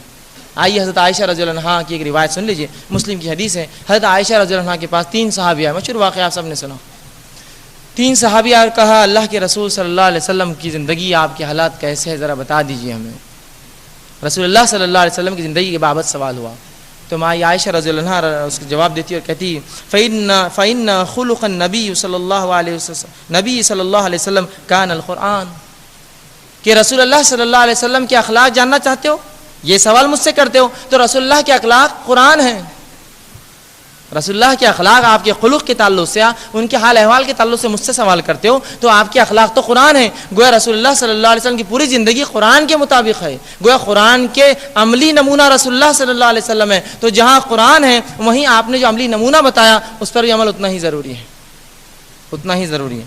اگر ہم ایسا نہ کریں تو بہت بار ہم مصیبت میں پھنس جائیں گے، بہت بار مصیبت میں پھنس جائیں گے۔ چند واقعات میں صحابہ کی زندگی سے دے کے بتاؤں گا کس طرح کی تکلیفیں ہوں گی اگر رسول اللہ اس کی وضاحت نہ کرے کسی مسئلے کی۔ تو اسی طرح جو ہے منصب رسالت کی عظیم ذمہ داریاں، رسول اللہ صلی اللہ علیہ وسلم کے اوپر بہت عظیم ذمہ داریاں تھیں، آپ کو ان تمام ذمہ داریوں کو نبھانا تھا، اور اس کے تعلق سے اللہ رب العزت قرآن میں فرماتا ہے، اور وہ ذمہ داری میں سب سے اول ذمہ داری یہ تھی، سورہ نحل کی آیت نمبر 16 آیت 44 میں اللہ نے فرمایا وَأَنزَلْنَا إِلَيْكَ الذِّكْرَ لِتُبَيِّنَ لِلنَّاسِ مَا نُزِّلَ إِلَيْهِمْ وَلَعَلَّكُمْ يَتَفَكَّرُونَ، کہ نبی آپ جو ہے لوگوں کو جو آپ کے رب کی طرف سے آپ کی جانب اترا ہے وہ کھول کھول کر بتا دیجئے تاکہ یہ نصیحت پکڑے، ہو سکتا ہے یہ نصیحت پکڑے۔ تو یہاں رسول اللہ صلی اللہ علیہ وسلم کی ایک ذمہ داری بتائی گئی کہ آپ کا کام تھا لوگوں کو کھول کھول کر بتانا جو ان کے رب کی طرف سے اترا ہے لوگوں کے لیے، تو یہ رسول اللہ صلی اللہ علیہ وسلم کی ذمہ داری تھی۔ آگے اسی سورہ نحل سورہ نمبر 16 آیت نمبر 64 میں اللہ فرماتا ہے اور کہتا ہے وَمَا أَنزَلْنَا عَلَيْكَ الْكِتَابَ لِتُبَيِّنَ لَهُمُ الَّذِي اخْتَلَفُوا فِيهِ، کہ نبی آپ جو ہے آپ کی طرف جو اللہ کی جانب سے اترا ہے وہ لوگوں کو کھول کھول کر بتا دیجئے تاکہ ان کے اختلافات ختم ہو جائیں، ان کے اختلافات کو آپ مٹا دیجئے دلائل اور برہان رکھ کر۔ تو کہ رسول اللہ صلی اللہ علیہ وسلم ایک عظیم منصب پر فائز تھے، اور آپ کا کام یہ تھا کہ لوگوں کو اللہ کی طرف سے جو اترا کھول کر بتانا، اور جس معاملے میں وہ اختلاف میں تھے ان اختلافات کو دور کرنا، اور ظاہر سی بات ہے قرآن میں اس کی تفصیلات موجود نہیں ہیں۔ آئیے آگے ہم دیکھتے ہیں، قرآن فہمی کے لیے حدیث ضروری ہے، ورنہ قرآن کو سمجھنا ناگزیر ہے، بہت مشکل ہے۔ اگر کوئی شخص حدیث کا سہارا نہ لے تو بہت مشکل ہے کہ قرآن سمجھ پائے۔ اسی لیے حدیث کو قرآن کی تفسیر بھی کہا جاتا ہے، حدیث کو قرآن کی تفسیر بھی کہا جاتا ہے، اس لیے کہ یہی سمجھاتی ہے کیا کرنا ہے۔ آئیے چند واقعات صحاباؤں کی زندگی سے دیکھ لیں یا خود قرآن کی دلائل سے دیکھ لیں۔ سورہ ہجر سورہ نمبر 15 آیت نمبر اللہ رب العزت اس کی 87 میں فرماتا ہے وَلَقَدْ آتَيْنَاكَ سَبْعًا مِنَ الْمَثَانِي وَالْقُرْآنِ الْعَظِيمِ، اے نبی ہم نے عطا کیا آپ کو 7 من المثانی، 7 بار بار دہرائی جانے والی آیت تھی، والقرآن العظیم، اور ایک بڑا قرآن۔ اب بتائیے مجھے یہ 7 بار بار دہرائی جانے والی آیتیں کیا ہے اور بڑا قرآن کیا ہے؟ رسول اللہ صلی اللہ علیہ وسلم جب تک نہ بتایا کیسے پتہ چلیں گا؟ قرآن نے تو کوئی وضاحت نہیں کی کہ 7 من المثانی سے مراد یہ ہے، تو رسول اللہ صلی اللہ علیہ وسلم وضاحت کی کہ 7 من المثانی سے مراد سورہ فاتحہ ہے، اور قرآن عظیم بھی سورہ فاتحہ کا ایک نام ہے۔ اور اس کی دلیل رسول اللہ صلی اللہ علیہ وسلم نے صحابی سے کہا کہ آج تمہیں میں ایسی سورت سناؤں گا جو اس سے پہلے جو ہے نہ توریت میں اتری، نہ زبور میں، نہ انجیل میں۔ وہ صحابی انتظار کرتے رہے، رسول اللہ جب جانے لگے تو آپ نے کہا اللہ کے رسول آپ نے کہا تھا مجھے فلاں فلاں چیز بتائیں گے ایسی، تو کہا سورہ فاتحہ، قرآن العظیم، یہی 7 من المثانی ہیں، 7 بار بار پڑھی جانے والی آیتیں، یہی بڑا قرآن ہے، اور یہی وہ صورت ہے جو اس سے پہلے کسی کتاب میں نازل نہیں۔ تو یہاں رسول اللہ نے وضاحت کی، ورنہ ناممکن تھا اس آیت کو پڑھ کر ہم سمجھ سکیں کا معنی کیا ہے۔ آئیے اور چیز دیکھتے ہیں، اور یہی کام رسول اللہ کا تھا کہ ثم ان علینا بیانا، رسول اللہ کام تھا ان چیزوں کو بیان کر دینا۔ عمر ابن خطاب رضی اللہ عنہ کا واقعہ مشہور واقعہ ہے۔ عمر ابن خطاب رضی اللہ عنہ جو ہے آپ پر غسل واجب ہوا، غسل کے نکلے، پانی کی قلت تھی، پانی نہیں تھا، تو اب سوچا اب کیا کروں، پانی نہیں ہے، تو کسی نے کہا تیمم کی آیتیں نازل ہو گئی، کہاں تیمم کی آیت نازل ہوگی، بہت زبردست، آپ نے اچھی بات کی، اور گئے، قرآن نے حکم دیا تھا فتیمموا صعیدا طیبا، کہ پاک مٹی کا قصد کرو اگر پانی نہ ملے تو، اگر تمہیں غسل کی ضرورت ہو، تم عورتوں سے ملے ہو یا اسی طرح حاجت رفع حاجت سے آئے ہو، تو تم کیا کرو، اگر پانی نہ ملے تو فتیمموا صعیدا طیبا، تم پاک مٹی کا قصد کرو۔ عمر بن خطاب نے جیسے ہی سنا گئے اور پوری مٹی لی اور پورا جس طرح سے نہاتے پوری مٹی آنکھ پہ ڈال لی، رسول اللہ کے پاس پہنچ گئے، اللہ کے رسول عمر یہ کیا ہے؟ تو کہا اللہ کے رسول پانی نہیں تھا، تیمم کر کے آیا ہوں۔ تو کہا یہ تیمم کا طریقہ نہیں عمر، یہ طریقہ نہیں ہے، تیمم کرنا ہو تو مٹی پہ ہاتھ مارو، چہرے پر ہاتھ پھیرو، سیدھا ہاتھ اور الٹا ہاتھ، یہ تیمم ہے۔ کہا یہ طریقہ نہیں، یہ تیمم ہے. تو دیکھیے عمر ابن خطاب بھی معنی نہیں سمجھ پائے جب تک رسول اللہ نے انہیں بتایا تیمم کس کو کہہ رہے ہیں. پورا مٹی ڈالیے سے نہاتے ہیں. اور بہت سی باری غلطی ہمارے پاس بھی ہوتی ہے لوگوں سے. تیمم بولے تو وضو کیسے ہی کرتے ہیں، 3 بار لے کے مٹی یوں کرتے ہیں، 3 بار لے کے ایسا، 3 بار لے کے ہاتھ پھیرتے ہیں، 3 بار لے کے پورے پیر وہ کرتے ہیں، گردن سب کرتے ہیں اس جیسا وضو ہوتا ہے. تیمم یہ نہیں ہے. رسول اللہ نے بتایا یہ تیمم ہے، اور یہی تیمم کا غسل ہے، اور یہی تیمم کا وضو ہے. تو یہاں رسول اللہ نے اس کی وضاحت کر دی. عمر بن خطاب بھی سمجھ نہ پائے تھے رضی اللہ عنہ.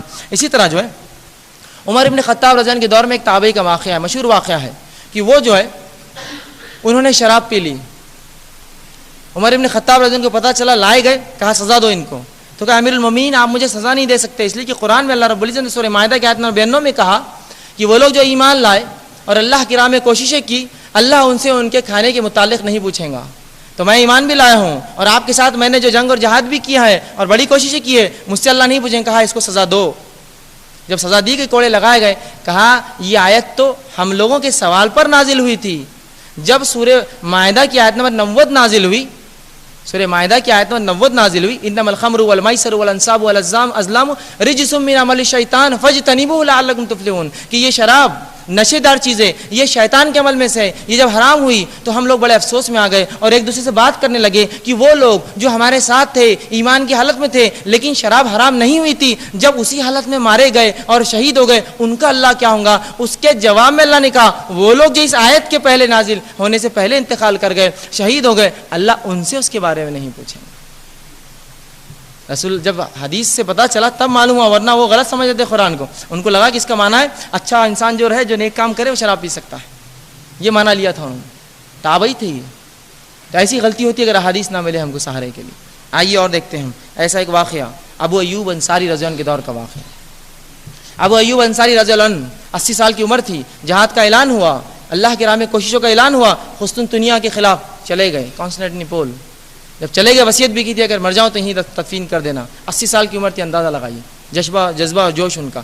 چلے گئے. جب وہاں گئے تو جب ایک شخص جب دشمن سامنے آ گیا اور ایک شخص مسلمانوں کی فوج سے نکلا اور دشمنوں کی صفے وہ کرنے لگا، تو ایک نے پیچھے چلایا اے وہ شخص، اللہ کی کتاب نے حکم دیا اپنی جانوں کو ہلاکت میں مت ڈالو، کیونکہ اس طرح سے گھسے ظاہر سی باتیں مارے جائیں گے. کہا اے وہ شخص جو ایمان لائے ہو اپنی جانوں کو ہلاکت میں نہ ڈالو.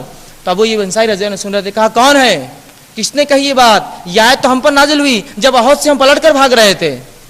یہ آیت ہم پر نازل ہوئی جب احد سے پلٹ کر بھاگ رہے تھے. اے وہ لوگوں اس میدان کو چھوڑ کر بھاگ کے اپنی نفسوں کو ہلاکت میں مت ڈالو. انہوں نے پورا الٹا معنی لے لیا تھا اس کا، اندر مت جاؤ ورنہ ہلاک ہو جاؤں، جبکہ مانا تھا چھوڑ کر مت بھاگو، اس میدان جنگ سے بھاگنا چھوڑ کر، یہ ہلاکت ہے نفس کے لیے. تو وہ تابعی بھی سمجھ نہیں پائے تھے اس بات کو، انہوں نے اس طرح سے لیا. تو گویا یہی معنی ہوتا ہے، یہی ہوتا ہے.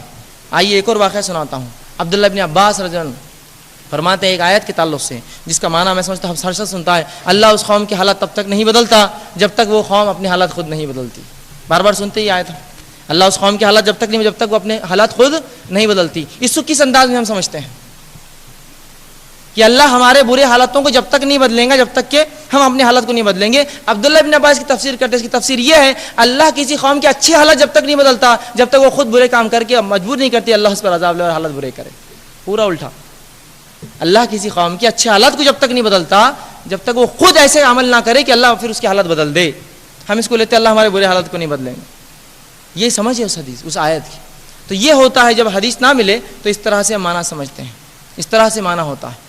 ٹھیک ہے. تو بہرحال یہاں یہی چیز ہے یاد رکھیے کہ ہم کو حدیث ضروری ہے قرآن کو سمجھنے کے لیے، اسی لیے حدیث کو قرآن کی تفسیر کہا جاتا ہے. اور اللہ کے رسول صلی اللہ علیہ وسلم کی حاکم کی ایک روایت ہے، آپ صلی اللہ علیہ وسلم حدیث اور قرآن کے تعلق سے قرآن اور حدیث کے تعلق سے فرماتے اور کہتے ہیں، حاکم کی روایت ہے انی قد ترکت فیکم شیئین لن تضلوا بعدہما کتاب اللہ و سنتی، کہ میں تم میں دو چیزیں چھوڑے جا رہا ہوں، تم ہرگز گمراہ نہ ہوں گے ان کے بعد، ان کے آنے کے بعد اللہ کی کتاب اور میری سنت. فرمایا ولن یتفرقها حتی یرد علی الحوض، اور یہ دونوں الگ نہ ہوں گے اپنے آپ سے حتیٰ کہ مجھے حوض کوثر پہ یہ ملیں گے. مطلب قرآن اور اللہ کی رسول کی سنت یہ دونوں ساتھ ہے، اور رسول اللہ فرماتے ہیں کہ ہمیشہ ساتھ رہیں گے حتیٰ کہ حوض کوثر پہ یہ دونوں مجھ سے ملیں گے. تو یہاں بھی یہ بتایا اللہ کی کتاب اور میری سنت کہا. ظاہر سی بات ان دونوں کو تھامنا ہمارے لیے ضروری ہے، تبھی ہم جو ہے اس دنیا میں جو ہے کامیاب اور کامران، اور آخرت میں ہماری کامیابی ہے. اسی طرح جو ہے بخاری کی روایت ہے، آپ صلی اللہ علیہ وسلم فرماتے ہیں کہ ہر نبی کو ایک معجزہ دیا گیا. ہر نبی کو ایک معجزہ دیا گیا اور میرا معجزہ وہی ہے. قرآن نہیں کہا, میرا ترجمہ قرآن بھی ہو سکتا ہے, اور میرا معجزہ وہی ہے اور میری امت سب سے زیادہ ہوں گی. تو رسول اللہ صلی اللہ علیہ وسلم نے وہی کو, مطلب اللہ کی کتاب کو اور آپ صلی اللہ علیہ وسلم کی سنت کو معجزہ کہا ہے. میرا معجزہ وہی ہے. اسی طرح جو ہے ترمذی کی روایت ہے, آپ صلی اللہ علیہ وسلم فرماتے ہیں ممکن ہے کچھ لوگ ایسے آئیں گے ایک زمانے میں جو گاؤں تکیوں سے آڑ لگا کر بیٹھیں گے اور لوگوں سے کہیں گے اگر اللہ کی کتاب میں حرام پاتے ہو تو حرام سمجھو, اللہ کی کتاب میں حلال پاتے ہو تو حلال سمجھو. اللہ کے رسول فرماتے ہیں خبردار سن لو. کچھ لوگ آئیں گے, اللہ کے رسول فرماتے ہیں, جو تکیوں کی آڑ لگا کر بیٹھیں گے اور کہیں گے اللہ کی کتاب میں حرام ہے تو حرام, حلال ہے تو حلال, باقی ضرورت نہیں. رسول فرماتے ہیں سن لو انما حرم الرسول رسول اللہ کما حرم اللہ. سن لو, خبردار ہو جاؤ, جو اللہ کے رسول نے حرام کیا وہ ویسے ہی جو جیسے اللہ نے حرام کیا. جو اللہ کے رسول صلی اللہ علیہ وسلم نے حرام کیا وہ ویسے ہی ہے جو جیسے اللہ نے حرام کیا. تو اس حدیث نے بھی اس چیز کی وضاحت کر دی کہ رسول اللہ صلی اللہ علیہ وسلم کے قول فعل اور تقریر ویسے ہی مقام رکھتے ہیں جیسے اللہ کی کتاب میں حرام اور حلال کا ہے, ویسی سنت کے رسول اللہ صلی اللہ علیہ وسلم کا حرام یا حلال وہی مقام رکھتا ہے. آئیے اسی طرح جو ہے قرآن کو بیان کرنا ضروری ہے, اور قرآن بغیر رسول اللہ صلی اللہ علیہ وسلم سیرت کے بیان نہیں ہو سکتا. جیسے کہ ہم جانتے ہیں قرآن کریم ایک جامع کتاب ہے, لیکن اس کے باوجود تعلیم اور تشریح کا یہ تقاضا رکھتی ہے.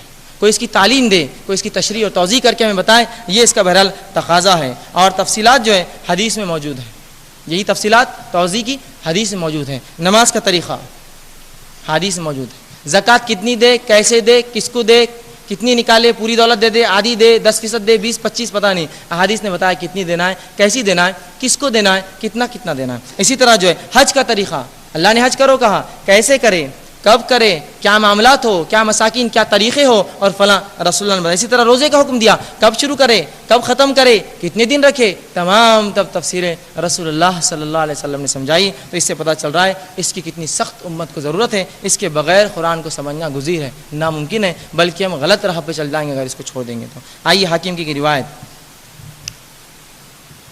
ایک صحابی رسول جن کا نام عمران بن حسین رضی اللہ عنہ تھا, وہ ایک بار لوگوں کھڑے رہ کے واعظ و نصیحت کرنے لگے. ایک شخص آیا اور کہا تم کیا اللہ کے رسول کی حدیث کی بات کرتے ہو, قرآن کافی نہیں ہے, اس لیے کہ قرآن میں حدیث کی کوئی بنیاد نہیں ملتی. تو وہ صحابی رسول عمران بن حسین رضی اللہ عنہ خوب غصہ ہو گئے, ناراض ہوئے اور کہا ادرا تو اور تیرے ساتھی کیا کبھی قرآن پڑھتے ہیں؟ تو کہا ہاں پڑھتے ہیں. تو کہا مجھے بتا پھر اس قرآن سے نماز کا طریقہ کیا ہوگا, اور بتا مجھے اس قرآن سے کہ زکوٰۃ کا طریقہ کیا ہوگا, کس کو کتنی دیں گے, مال میں کتنی, سونے چاندی میں کتنی, غلے میں کتنی, جانور میں کتنی, اب تو بتا مجھے وہ چیز. تو شخص پریشان ہو گیا اور کہا میرے لیے مشکل ہے بتانا. تو کہا یہی بات رسول اللہ کی سنت نے بتائی, اسی لیے میں سنت حدیث رسول بھی سنا رہا تھا قرآن کے ساتھ. تو وہ شخص نے توبہ کی, ان کا درد سنا اور کہا کہ مجھ سے بہت بڑی غلطی ہوئی تھی, اب میں اس چیز کو سمجھ پایا. اور حسن بصری رحمہ اللہ کہتے ہیں جب اس کا انتقال ہوا اس شخص کا تو وہ بڑا فقیہ کہلایا, اس امت کا بہت بڑا فقیہ ہو چکا تھا. جب اس کا انتقال ہوا, جب اس نے نصیحت مانی جو ہے عمران بن حسین رضی اللہ عنہ صحابی رسول کی کہ قرآن جو ہے اس کی تفصیل حدیث ہے. اسی طرح جو ہے صحابی رسول کا بھی طرز یہی تھا حدیث کے تعلق سے. صحاباؤں کا بھی طریقہ کیا تھا میں بتا دوں, حدیث کو وہ حجت مانتے یا نہیں مانتے. آئیے ہم دیکھتے ہیں صحاباؤں کا طرز عمل اس معاملے میں کیا تھا. ایک یا دو واقعہ رکھوں, وقت زیادہ نہیں ہے ہمارے پاس, کہ صحابہ کرام میں سے بھی جو ہے ہم عبداللہ ابن مسعود رضی اللہ عنہ کا واقعہ لیتے ہیں جس کو بخاری نے روایت کیا. عبداللہ ابن مسعود رضی اللہ عنہ ایک دن واعظ و نصیحت کر رہے تھے, درس و تدریس کر رہے تھے, اور اس میں کہا لعنت ہو ان عورتوں پر جو گوندے اور گندوائے, لعنت ان عورتوں پر جو نقلی بال لگوائے, لعنت ان عورتوں پر جو اپنے چہروں کے بال اکھاڑے, اور اللہ کے رسول جو ہے لعنت ہو. اس طرح سے 3 بار لعنت 3 چیزوں بھیجی. ایک خاتون آئی اور کہا اے عبداللہ تم نے ان لوگوں پہ لعنت کیوں بھیجی؟ تو کہا اللہ کے رسول صلی اللہ علیہ وسلم نے جس پر لعنت بھیجی اور جس کو اللہ نے ملعون کہا, اللہ نے جس پر لعنت بھیجی میں کیوں نہ لعنت بھیجوں. کیا کہا کہ جس پہ رسول اللہ نے لعنت بھیجی اور جس کو اللہ نے ملعون لعنت والا قرار دیا میں کیوں نہ کہوں. وہ خاتون خاموشی سے چلے گی. دوسرے دن آئی, کہا عبداللہ میں نے پورا قرآن پڑھا, کہیں بھی نہیں پایا یہ جو تم نے لفظ کہے تھے, اللہ نے لعنت بھیجی ہے ان عورتوں پر جو گوندے یا گندوائے, نقلی بال لگائے, چہرے کے بال اکھاڑے. میں نے تو کہیں نہیں پایا قرآن میں, تم نے کیسا کہا؟ کیا تم نے واقعی میں قرآن پڑھا؟ عبداللہ ابن مسعود رضی اللہ عنہ نے پوچھا. تو کہاں پڑھا ہے؟ تو کیا یہ آیت تم نے نہ پڑھی, سورہ حشر کی آیت نمبر 7, وما آتاکم الرسول فخذوہ وما نہاکم عنہ فانتہوا, نبی جو دے دے اسے لے لو, جس سے روک دے اس سے رک جاؤ. کہاں یہ پڑھا؟ تو ہاں میں نے رسول اللہ کو یہ کہتے ہوئے سنا کہ جو یہ عورتیں ایسا ایسا کر ان پہ لعنت ہے، اور جن پہ رسول نے لعنت بھیجی اللہ کی بھی ان پہ لعنت ہے، لہٰذا اس لیے میں نے کہا اللہ کی لعنت اور رسول کی اور اللہ کی لعنت و ملعون ہے وہ عورت۔ تو یہاں صحابی رسول نے بھی رسول اللہ کی بات کو اللہ کی طرف منسوب کیا، کہا رسول اللہ نے لعنت بھیجی لہٰذا اللہ نے لعنت بھیجی اس پر۔ تو یہاں صحابہ کا طرز عمل حدیث کو حجت بنانا یہاں اس سے ثابت ہوتا ہے۔ اسی طرح جو ہے رسول اللہ صلی اللہ علیہ وسلم کی وفات کے بعد صحابہ میں بکثرت اختلاف ہوا چند معاملوں میں، آپ کے غسل کے تعلق سے، آپ کے تدفین کے تعلق سے، اور کون آپ کا خلیفہ جانشین بنے گا اس تعلق سے اختلاف ہوا۔ لیکن جو ہی حدیث آ گئی سب نے سر خم کر دیا۔ جب ابوبکر صدیق رضی اللہ عنہ آئے اور کہا کہ نبی وہیں دفن ہوتا ہے جہاں انتقال ہوتا ہے، اختلاف تھا بیت المقدس میں دفنایا جائے، مکے میں لے جایا جائے، یہاں کیا جائے۔ ابوبکر صدیق نے کہا رسول اللہ کو میں نے کہتے سنا جو نبی جہاں انتقال کرتا ہے وہیں دفنایا جاتا ہے، آپ کا انتقال مائی عائشہ رضی اللہ عنہ گجری میں ہوتا ہے، آپ کو وہیں دفنایا گیا۔ حدیث آ گئی، صحابہ نے اختلاف ختم کر دیا۔ اسی طرح اختلاف ہوا خلیفہ کون بنے گا، ابوبکر صدیق رضی اللہ عنہ نے کہا خلیفہ جو ہے خاندان قریش سے بنے گا، اور اس طرح جو ہے مہاجر سے بنے گا، خاندان قریش سے بنے گا، اس طرح کہہ دیا، اور معاملہ پورا اختلاف ختم ہو گیا، اور جو ہے فوراً جو ہے خلیفہ جو ہے چن لیا گیا، اور ابوبکر صدیق کو ہی جو عمر ابن خطاب نے بیعت لے لیا آپ کیا۔ تو بہت سے اختلاف ہوئے، لیکن فوراً جو ہی اختلاف ہوئے حدیث آ گئی، معاملہ ختم ہوا۔ علی بن ابی طالب رضی اللہ عنہ جو ہے شام کے لیے جانے لگے جہاں طاعون وبا پھیلی ہوئی تھی، کسی نے خبر دی وبا پھیلی ہوئی، کہا ہم ڈرتے نہیں، اللہ پر ہمارا اعتماد ہے، ہم جائیں گے۔ لیکن پھر کسی نے کہا میں نے رسول اللہ کہتے ہوئے سنا کہ جہاں طاعون ہو، وبا پھیلی ہو، وہاں کوئی داخل نہ ہو، اور جو وہاں ہے وہ باہر نہ آئے، تو کہا پھر ہم نہیں جائیں گے۔ اب حدیث آ گئی، معاملہ ختم۔ تو یہاں صحاباؤں کا بھی عمل ملتا ہے کہ انہوں نے حدیث کو حجت سمجھا اور اس کو دلیل مانا اور اس کے مطابق اپنی زندگیاں گزاری۔ اسی طرح جو ہے حدیث کی حفاظت کا ذمہ بھی اللہ کا ذمہ ہے، حدیث کی حفاظت کا ذمہ بھی اللہ کا ذمہ ہے۔ انشاءاللہ میں اس کی دلائل آپ کے سامنے رکھتا ہوں۔ تو حدیث کی حفاظت کا بھی ذمہ جس طرح سے قرآن کی حفاظت کا ذمہ اللہ نے لیا ہے، حدیث کی حفاظت کا ذمہ بھی اللہ کی طرف ہی ہے۔ اس کے تعلق سے آئیے یہ دلیل دیکھیں آپ، اللہ رب القرآن فرماتا ہے اِنَّا نَحْنُ نَزَّلْنَا الذِّكْرَ وَإِنَّا لَهُ لَحَافِظُونَ، سورہ ہجر کی آیت نمبر 9، کہ وہ ہم ہیں جو اس ذکر کو اتارتے ہیں۔ یہاں صرف ہم اللہ نے قرآن نہیں کہا، ذکر کہا، اور ہم ہیں جو اس ذکر کی جو ہے حفاظت کرتے ہیں۔ تو یہاں اللہ رب العزت نے اس کی وضاحت کر دی، وہ اللہ کا ذمہ ہے کہ رسول اللہ پر جو ہے قرآن اور اس کی تفسیر کا اتارنا، اور اللہ کا ذمہ ہے کہ ان تمام تر چیزوں کی حفاظت کرنا۔ آئیے انکار حدیث کے اسباب کیا بنتے ہیں ہمارے آج کے جدید دور میں؟ انکار حدیث، جو لوگ حدیث کا انکار کرتے ہیں اس کے کیا اسباب ہے، کیا سبب ہے جن کی وجہ سے لوگ حدیث کا انکار کرتے ہیں؟ تو آئیے چند سبب آپ کے سامنے رکھتا ہوں۔ سب سے پہلے فلسفے سے لوگ مرغوب ہوتے ہیں۔ فلسفی جو دنیا میں آج کل چل رہی ہے، لوگ ان کے پیچھے پڑ جاتے ہیں، بالخصوص مشرقی فلسفے جو چل رہے ہیں، فلاں ہے، یہ ہے، جس طرح سے سوشلزم، کمیونزم اور کتنے فیشزم کتنے آئے، فلسفوں سے مرغوب ہو کے آدمی حدیث کو چھوڑ دیتا ہے۔ یار کتنی اچھی بات اس میں کہی جا رہی ہے، حدیث میں تو فلاں نہیں ہے، اس میں فلاں نہیں ہے، تو کسی چیز سے مرغوب ہو کے حدیث کو ترک کر دیتا ہے، بالخصوص مغربی فلسفوں کے پیچھے پڑھ کر۔ دوسرا اتباع نفس کی خواہشات پہ چلنا انسان چاہتا ہے، اس کے لیے کتاب و سنت پہ چلنا گریز ہوتا ہے، ناممکن ہو جاتا ہے، تو اس معاملے میں پھر وہ انکار کرنا شروع کرتا ہے۔ اب کون 5 ٹائم نماز پڑھے، اس میں پھر 2 رکعت پہلے، پھر 2 رکعت جماعت کے ساتھ، پھر اس کے بعد ظہر آئی تو پھر 4 موقع تھا پہلے، پھر 4 جماعت کے ساتھ، پھر 2 اس کے بعد، کون سب کرے، سو بہت جو گریز زیادہ تکلیف ہوتی ہے، کون روزے رکھنے میں، تو اپنی خواہش نفس کے پیچھے پڑھ کر حدیث کا انکار کرتا ہے۔ یہ بھی ایک قسم حدیث کا انکار کرنے والوں کی۔ تیسرا جو ہے قوت فیصلے کا فقدان، فیصلہ کرنے کی قوت نہیں ہوتی لوگوں کے اندر، اور جو ہے حدیثوں پر الزام دھرتے ہیں۔ کچھ لوگوں کو آپ نے کہتے ہوئے سنا ہوگا یہ حدیث کے چکر میں جانا ہی بالکل درست نہیں ہے، قرآن بالکل صحیح ہے، اس پہ عمل کرو، کیوں تو حدیث کبھی کو بولتا ضعیف ہے، کبھی یہ بولتے موضوع ہے، کبھی انہوں بول رہے ضعیف، کبھی انہوں بول رہے ضعیف، انہوں بول رہے صحیح، انہوں بول رہے حسن، تو وہ چکر میں جانے سے بہتر ہے میں حدیث کو مانتا ہی نہیں ہوں۔ کیا دنیا میں بھی یہی حال ہے؟ اگر مچھلی میں کانٹے ہیں تو مچھلی کھانا چھوڑ دیتا ہے کیا؟ اگر گوشت میں ہڈی آتی ہے تو گوشت چھوڑ دیتا ہے کھانا، وہ دنیا میں نہیں کرتا ہے۔ لیکن جب معاملہ کتاب و سنت کا آیا، نہیں اس میں صحیح ضعیف رہتے، وہ چکر میں جانا ہی نہیں۔ پھل اچھے اور خراب ہوتے ہیں، سبزیاں اچھی اور خراب ہوتی ہیں، تو کیا کھانا ہی چھوڑ دیں گے سبزی اور پھل؟ کہتے نہیں ہم چکر میں جاتے نہیں، اس لیے حدیث کو چھوڑتے ہیں۔ تو یہ جو ہے یہ عقل کا ان کے فقدان ہے، ان کو قوت نہیں فیصلے کی، اور جو ہے حدیث پہ الزام لگاتے ہیں۔ چوتھی جو چیز ہے جو وجہ بنتی ہے وہ یہ ہے کہ پست ہمتی۔ اس کا معنی کیا ہے کہ آج کے جدید دور میں جب انسان سائنس اور دوسری ٹیکنالوجی فلسفوں کو دیکھتا ہے تو پست ہمت ہو جاتا ہے، یار وہ اتنے آگے جا رہے ہیں، شاید میں اسلام پر عمل کروں گا تو پیچھے رہ جاؤں گا، ہے نا؟ اور یہی ہوا ایک زمانے میں مسلمانوں نے اپنے دین کو اس لیے چھوڑا کہ مغرب میں، ویسٹ میں سب لوگ دین کو چھوڑ رہے تھے، تو ان کو لگا دین کو چھوڑ کے ترقی آتی ہے، تو پست ہو گئی اپنے اس میں، اور کیا کیا، پست ہمتی سے کام لیا اور احادیث پہ الزام لگا، انکار لگائے۔ پانچویں چیز جو ہوتی ہے وجہ، وہ یہ ہے کہ انسان احادیث کو اپنے عقلوں پر ناپتا ہے۔ یہ بات ذرا عقل میں نہیں جم رہی اپنے۔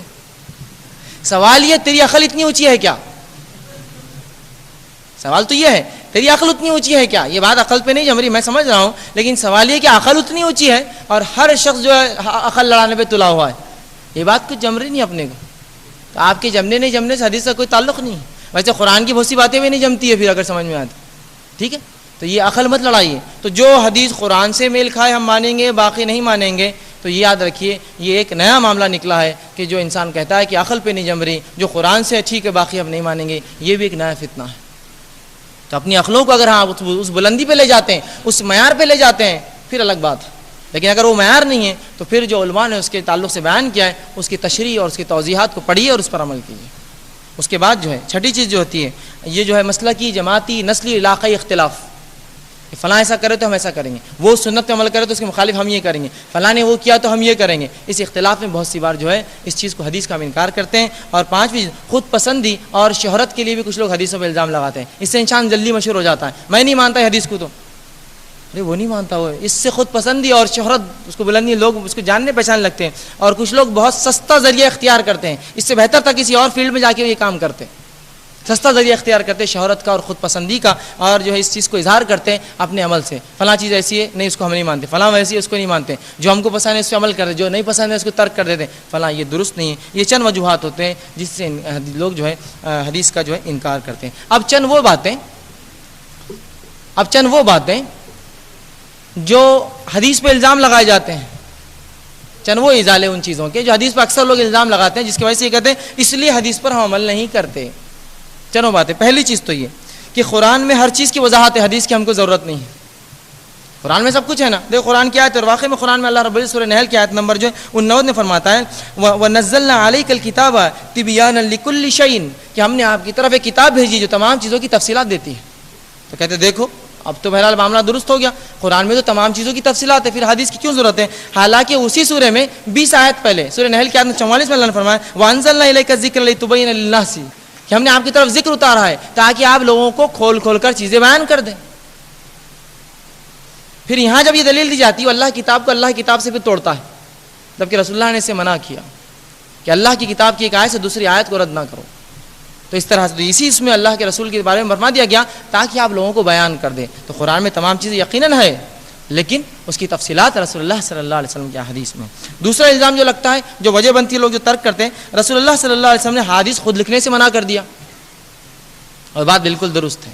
رسول اللہ صلی اللہ علیہ وسلم نے ابتدائی دور میں حدیث لکھنے سے منع کر دیا، اور حدیث کے الفاظ یوں ہیں جو آتے ہیں وہ یہ ہے کہ رسول اللہ صلی اللہ علیہ وسلم فرماتے ہیں حدیث کے اندر، کہا لا یکتب عنی، مجھ سے کوئی چیز نہ لکھا کرو، ومن کتب عنی غیرہ القرآن فلیمحا، جس نے قرآن کے علاوہ کچھ مجھ سے لکھا وہ اس چیز کو مٹا دے۔ مجھ سے یا میں جو کہتا ہوں لا یکتب عنی، میرے سے کچھ نہ لکھا کرو، ہاں قرآن کے علاوہ جس نے کچھ لکھا ہے مٹا دو، یہ بات بالکل درست ہے۔ رسول اللہ نے ابتدائی دور میں منع کیا، لیکن محدثین نے اس حدیث کو یوں سمجھا، اور تمام تقریباً لوگوں نے یوں ہی سمجھا، اس سے معنی یہ ہے کہیں صحابہ قرآن اور حدیث کو خلط ملط نہ کر دے، اس ڈر سے رسول اللہ نے کہا قرآن چھوڑ کر تم ابھی مت لکھا کرو، چونکہ قرآن اور حدیث دونوں فصیح اور بلیغ ہوتے الفاظ کے اعتبار سے، کہیں ایسا نہ ہو ابتدائی دور میں صحابہ ان کو گڑبڑ کر دے، غلط ملط کر دے، مکس کر دے۔ اور جو ہے ابن حبان رحمہ اللہ، یہ بڑے محدث تھے، ان کی بڑی مشہور کتاب بھی ہے حدیث کی، تو ابن حبان رحمہ اللہ یہ لکھتے ہیں اور کہتے ہیں کہ رسول اللہ نے جو حدیث لکھنے سے منع کیا اس کی حکمت یہ تھی تاکہ صحابہ یاد کریں۔ سبحان اللہ، کیسی سمجھ لائے وہ زبردست اس کی، کہ رسول اللہ نے جو لکھنے سے منع کیا وہ کہتے اس لیے منع کیا تاکہ لوگ حافظے کا زیادہ استعمال کریں۔ یہ بھی ایک سمجھ ہے اس چیز کی، اس حدیث کی۔ تو رسول اللہ نے ابتدا میں ہاں منع کیا، لیکن رسول اللہ صلی اللہ علیہ وسلم نے بعد میں خود اجازت دی۔ آپ جانتے ہیں یہ مشہور حدیث عبداللہ ابن عمر بن عاص رضی اللہ عنہ نے رسول اللہ سے اجازت مانگی، ابو داؤد کی روایت ہے کہ اللہ کے رسول مجھے لکھنے کی اجازت دی جائے، آپ نے لکھنے کی اجازت دی، اور وہ احادیث لکھتے تھے، احادیث لکھتے تھے۔ اور اسی طرح رسول اللہ صلی اللہ علیہ وسلم کے دور میں کئی صحابہ نے حدیث بعد میں لکھی، اول دور میں منع کیا، آخر دور میں آپ نے اجازت دے دی تھی، بلکہ دعا دی اس شخص کے لیے اللہ اسے تر و تازہ رکھے جو میری بات سنے اور لوگوں تک پھیلائے۔ جب دعا دے رہے بات سنے اور پھیلائے تو ظاہر سی بات پھیلانے میں حافظہ اور لکھنا دونوں شامل ہے، ریٹرن ورک بھی اور جو چیز یاد ہوتی ہے ذہن کا بھی استعمال ہے۔ بہرحال تیسرا الزام جو لوگ لگاتے ہیں، حدیث رسول اللہ کے 200 300 سال 400 سال 500 سال، حاکم 430، یہ کیا ہے اتنے سال بعد لکھے جانا؟ ظاہر سی بات ہے یہ چیز صحیح نہیں ہو سکتی جو اتنے 100 سال بعد لکھے جائے۔ اور کچھ لوگ تو یہاں تک الزام لگاتے ہیں اس سے اچھی تو بائبل ہے، بائبل 70 سال بعد لکھی گئی عیسیٰ کے، حدیث تو کب امام بخاری ہو کتنے 241 امام احمد کے بعد 250 سال ہوگا، اب کیا ہے؟ ایسے الزام لگاتے ہیں۔ آئیے دیکھتے ہیں اس الزام کا جواب کیا ہے، یا اس طرح سے کہ حدیث سازش ہے، اس کا الزام کا جواب ہم دیکھتے ہیں۔ رسول اللہ صلی اللہ علیہ وسلم نے خود اپنی زندگی میں صحابہ کو لکھنے کا حکم دیا۔ رسول اللہ نے خطبہ حجۃ الوداع میں خطبہ دیا، ایک شخص جو یمن کے تھے جن کا نام ابو شاہ تھا، کہے اللہ کے رسول میرے لیے خطبہ لکھوا دیجئے، تحریر کروا دیجئے۔ رسول اللہ نے کہا اکتب لی ابی شاہ، ابو شاہ کے لیے لکھ کر دے دو، اور صحابہ نے فوراً لکھ کر دے دیا، خود لکھوائے اکتب لی ابی شاہ، ابو شاہ کے لیے لکھ کے دو میرے طرف سے، اور وہ خطبہ پورا تحریر کیا گیا۔ اسی طرح رسول اللہ نے جو ہے قبیلے جہینہ کی طرف جو ہے ایک مصحف لکھ کر بھیجی جس میں تمام زکوٰۃ کے اور اس کے مسائل لکھے ہوئے تھے۔ اس قبیلے نے کہا اللہ کے رسول کچھ بھیجیے ہمارے پاس کہ ہم مسائل معلوم کریں، رسول اللہ نے لکھوا کر بھیجا۔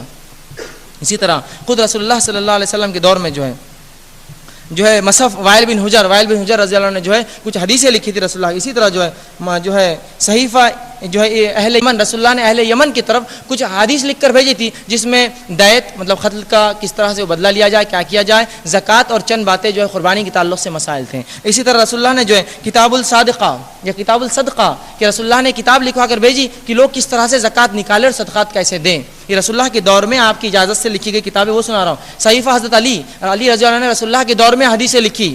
انس بن مالک رضی اللہ عنہ کہتے ہیں کہ رسول اللہ صلی اللہ علیہ وسلم کے دور میں ہم لکھا کرتے تھے اور جب کوئی شخص ان کے پاس آتا تو وہ صحیفہ نکالتے اور اس کو بتاتے یہ تھا جو ہم رسول اللہ کے دور میں لکھا کرتے تھے۔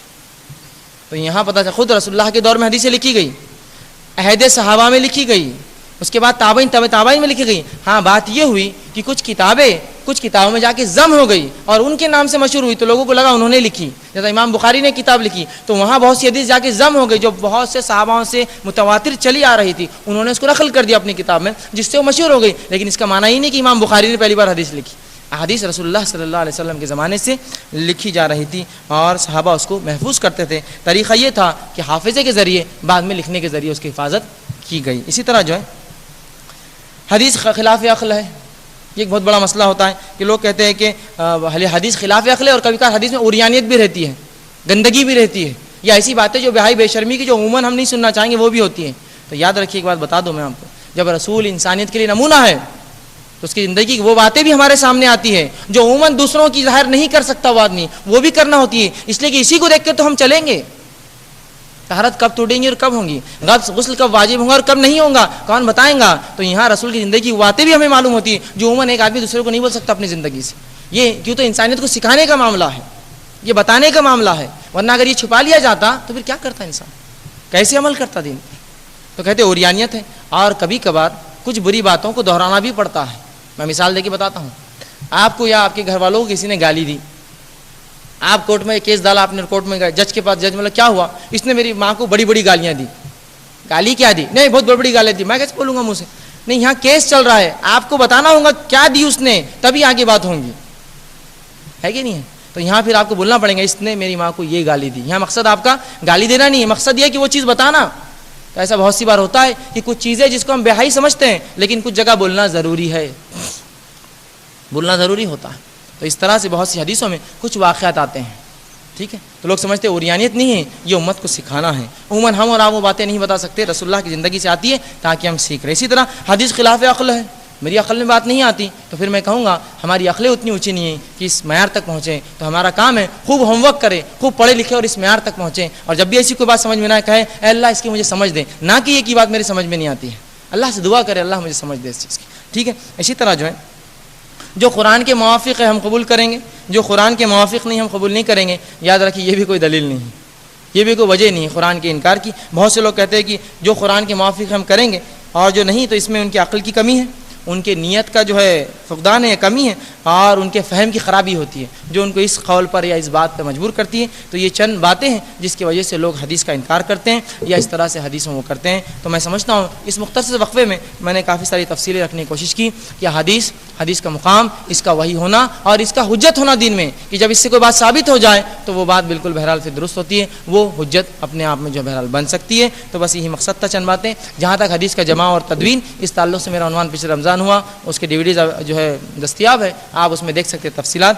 یہ جو عنوان تھا حجت حدیث. تو بہرحال میں نے چند باتیں اور بہت مختصر سے وقت میں چند دلائل رکھنے کی کوشش کی. اللہ سے آخر میں دعا کرتا ہوں کہ اللہ سبحانہ تعالیٰ ہمیں دین کی صحیح سمجھ عطا فرمائے اور ہمیں جو اپنی کتاب اور اس کے رسول صلی اللہ علیہ وسلم کے طریقے پہ چلنے کی توفیق عطا فرمائے، اور جب تک ہمیں زندہ رکھے اسلام اور ایمان پر زندہ رکھے، ہمارا خاتمہ ایمان پر کرے. وآخر دعوانا الحمدللہ رب العالمین. سبحان ربک رب العزۃ عما یصفون وسلام علی المرسلین والحمدللہ رب العالمین.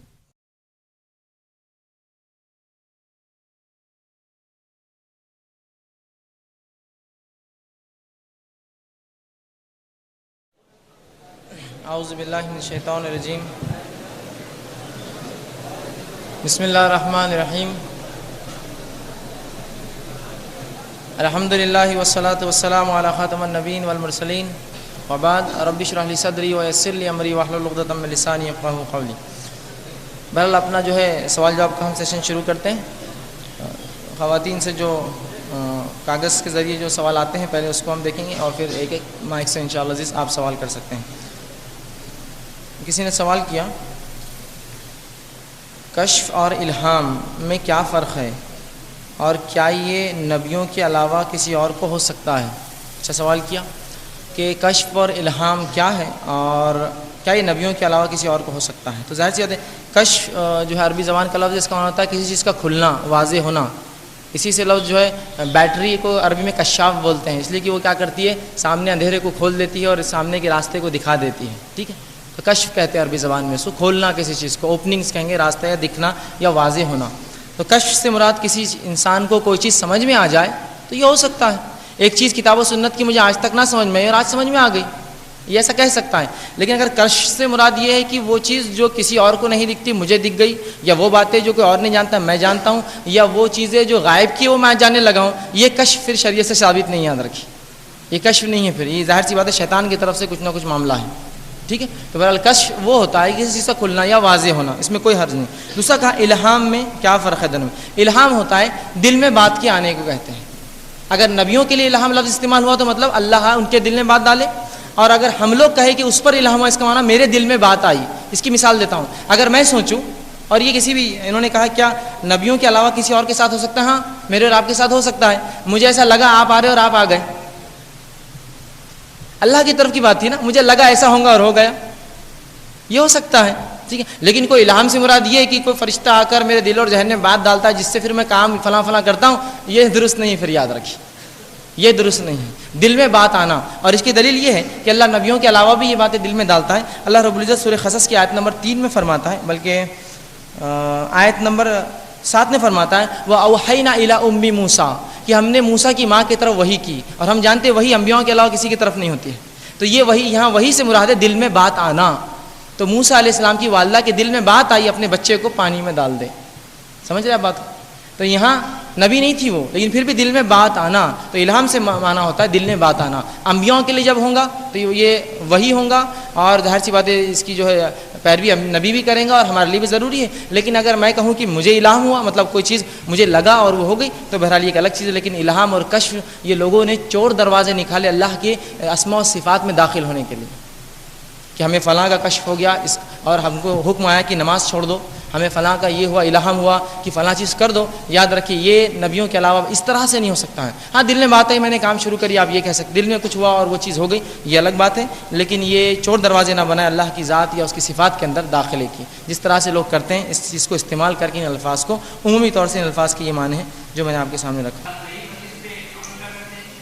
بھائی نے ایک اچھا سوال کیا کہ ضعیف حدیث اور صحیح حدیث کیا ہے، اور شاید ایسے سوالات اور بھی کافی اس میں ہے کہ ضعیف حدیث اور صحیح حدیث کیا ہے، اور کیا ضعیف حدیث پر ہم عمل کر سکتے ہیں کیا. تو ٹھیک ہے، اس میں اب دو سوالات کو ملا دیتا ہوں. ایک چٹ پر بھی میرے پاس سوال ہے ضعیف حدیث کیسے معلوم کرے کہ یہ ضعیف ہے. یہ دونوں سوالات کو ملا کر میں جواب دیتا ہوں کہ ضعیف حدیث اور صحیح حدیث میں کیا فرق ہے. بھائی نے سوال کیا اور کیا ضعیف پر عمل ہو سکتا ہے. تو سب سے پہلے یاد رکھیے ضعیف اور صحیح کے تعلق سے لوگوں میں بڑی غلط فہمیاں ہیں حدیث کے تعلق سے. وہ غلط فہمی یہ ہے کہ ایک جگہ میں نے بیان دیا کہ ضعیف حدیث جو ہے وہ کمزور ہوتی ہے، فلاں ہوتی ہے، تو ایک شخص بولنے لگے ہاں تمہارے دادا کچھ بولیں گے تم نہیں مانیں گے کہ ان کی بات، وہ ضعیف ہو گئے تو کیا بات چھوڑ دیں گے ان کی؟ تو میں نے کہا زیادہ کے ضعیف ہونے سے حدیث کا نہیں تعلق. ضعیف سے مراد یہاں عربی میں کمزور کے معنی میں ہے، نہ کہ بوڑھے یا اس کے معنی میں. ٹھیک ہے، تو ضعیف سے مراد کمزور، صحیح سے مراد صحت کے اعتبار سے، سند اور متن اور راوی کے اعتبار سے وہ صحیح ہو. اب دونوں میں بہرحال کیا فرق ہے؟ تو سب سے پہلی چیز یاد رکھیے، حدیث کا ایک پورا علم ہے. ٹھیک ہے، بہت سے لوگ پوچھتے ہیں ویسے ایک سوال تھا ضعیف حدیث کیسے پہچانے، تو یاد رکھیے اس کا ایک پورا فن اور علم ہے جس کے لیے آپ کسی بھی علوم القرآن کی کتاب خرید سکتے ہیں جو بازاروں میں الحمدللہ موجود ہیں. علوم القرآن وہ کتاب لے، اس کے اندر تمام چیزیں دی گئی ہے کہ ضعیف کیوں ہوتی حدیث، صحیح کیوں ہوتی حدیث، پھر صحیح کے اقسام کیا ہے، پھر ضعیف کے اقسام کیا ہے، پھر اس کے بعد جو ہے حسن یا جید کے تمام بہرحال انشاءاللہ آپ کو تفصیلات اس کے اندر بہرحال تفصیل میں مل جائیں گی. تو اگر وہ جو سوال تھا کہ ضعیف حدیث کو ضعیف کیسی ہوتی ہے، تو بہرحال اس کے لیے آپ کو وہ جو ہے علوم الحدیث کی کتابیں کھولنا ہوں گی اور اس میں جاننا ہوگا. جہاں تک بھائی کا سوال تھا کہ دونوں میں فرق کیا ہے، تو صحیح حدیث وہ حدیث ہے جو لائق عمل اور اتباع ہے. یہاں تک اس میں پھر صحیح کے علاوہ جو ہے جید بھی کہتے ہیں ایک سند حسن، یا جس کو حسن کہتے ہیں حدیث وہ، اور صحیح لی غیری اور حسن لی غیری، یہ وہ حدیثوں کی اقسام ہیں جو لائق اتباع اور عمل ہے. صحیح، حسن، صحیح لی غیری اور حسن لی غیری. اس کے علاوہ تمام حدیثیں جو ضعیف کی قسمیں ہوتی ہیں، پھر اس میں متروک ہو، مجہول ہو، اور بہرحال بہت سی موضوع ہو، 8 سے 10 یا 12 یا علماء مختلف جو اس کے اقسام گنواتے ہیں، وہ لائق اتباع نہیں ہیں. اب آپ کہیں گے آپ کون ہوتے بولنے والے وہ حدیث لائق اتباع نہیں ہے؟ یاد رکھیے محدثین نے ایک پورا اس فن پہ جو ہے پورا کام کیا. صرف میرے اور آپ کے بولنے سے ہی معاملہ نہیں چلتا. بہت سے لوگ سمجھتے وہ کون ہوتا ہے بولنے والا فلاں حدیث ضعیف اور صحیح، پتہ نہیں وہ ضعیف صحیح ہو جائے تو پہلی چیز تو یہ بات یاد رکھیے، یہ ہمارا عقیدہ ہے کہ جب اللہ رب العزت نے اپنے نبی کو بھیجا، اس کو نمونہ بنایا، تو اس نمونے کو باقی رکھنا یہ اس کی ذمہ داری رہی. اور اس کام کے لیے اس نے پھر ایسے محدثین پیدا کیے جنہوں نے وہ کام کر دیا جس میں سے غیر سنت چیزوں کو نکال دیا اور سنت کو واضح کر دیا. یہ ہمارے عقیدے کا حصہ ہے. یاد رکھیے، آپ کو کہ ہاں یہ کون سی بات ہوئی، وہ الگ کر دیا اور وہ پیدا کیا، تو پھر وہ کیا کرے، پھر علوم الحدیث کی کتاب کھولے اور اس کو جاننے کی کوشش کرے. اس میں ایک لیکچر میں ایک سوال جواب مشکل ہوتا ہے، لیکن مختصر سا جو بات آپ کے سامنے آ رہی، صحیح حدیث وہ حدیث ہے جو لائق اتباع ہے، اور اس میں بالخصوص صحیحین کا مقام جو ہے اول نمبر پہ آتا ہے، بخاری اور مسلم. اور اس کے بعد دیگر کتب کے اندر احادیث ہوتی ہے جس کو محدثین نے بہرحال یاد رکھے. پھر کہہ رہا ہوں محدثین نے کوئی منمانی حرکت نہیں کی، یا کسی شخص نے آج اٹھا اور آج اٹھ کر لیبلز ٹھپے لگا دیے ضعیف صحیح ضعیف صحیح، بلکہ محدثین نے اس پر کلام کر چکے تھے. کسی نے اس کلام کو اس زمانے میں واضح کر کے بتایا، جس کا معنی نہیں ہے کہ اس نے آج صحیح ضعیف کیا. بہت سے لوگ کہتے ہیں علامہ البانی کون ہوتا وہ، اس نے ٹھپے مار دیا سب حدیثوں پہ صحیح ضعیف. انہوں نے ٹھپے نہیں مارا، محدثین کے کلام تھے اس حدیث پر، اس کو واضح کر دیا لوگوں کے سامنے کہ یہ کلام ان حدیث پر ہے. تو بہرحال یہ پورا فن ہے، اس کو آپ کو جاننے کی بہرحال ضرورت ہے. اب ایک عام انسان کیا کرے اس معاملے میں؟ تو آپ عام انسان کیا کریں کہ ضعیف اور صحیح جہاں لگا ہوا ہوتا ہے وہ لیبل کو دیکھ لے، اس کے حد تک وہ عمل کر سکتا ہے. اور جہاں تک معاملہ صحیحین کا ہے، بخاری اور مسلم، یہ تو معاملہ بالکل طے ہے. اس کی احادیث جو ہے بالکل عام ہے. آپ اس میں سے جو حدیث آپ کے سامنے ہے بہرحال اس کو لائق اتباع یا اس پر عمل ہم جو ہے کر سکتے ہیں.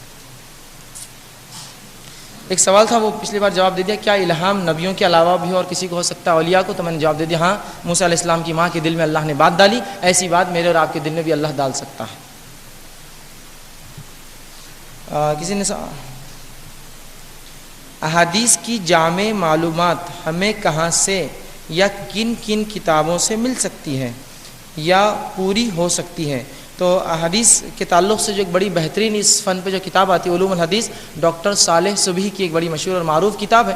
یہ جو ہے لبنان کے رہنے والے ڈاکٹر صبحی صالح، ان کی کتاب آپ پڑھ سکتے ہیں علوم الحدیث، اور انہی کی کتاب ہے علوم القرآن. تو یہ دونوں پڑھ سکتے ہیں، یا پھر اسی طرح اور بھی دیگر کتب جو علوم الحدیث پر بہرحال دستیاب ہے، آپ اس کو کھول سکتے ہیں. لیکن یہ کتاب چونکہ میں پڑھ چکا ہوں کافی اچھے سے اور ایک عام انسان کو سمجھانے کے انداز سے انہوں نے لکھی ہے.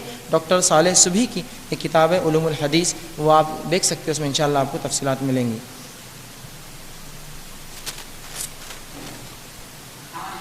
السلام.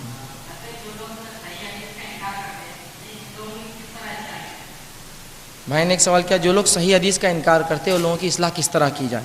تو یاد رکھیے کوئی بھی شخص صحیح حدیث کا انکار یوں ہی نہیں کرے گا، کچھ نہ کچھ بات اس کے ذہن میں تبھی انکار کر رہا ہے. تو سب سے پہلے اگر کسی شخص کو آپ کو صحیح حدیث بتائے اور وہ انکار کر دے تو اس کو غلط مت بولیے. جس طرح سے آج کل ہوتا ہے، ارے وہ تو صحیح حدیث کا انکار کر رہا، ارے وہ تو منکر حدیث ہو گیا، ارے وہ تو فلاں میں اہل قرآن دکھ رہا اور یہ ہو رہا اور وہ. ایسا مت کیجیے.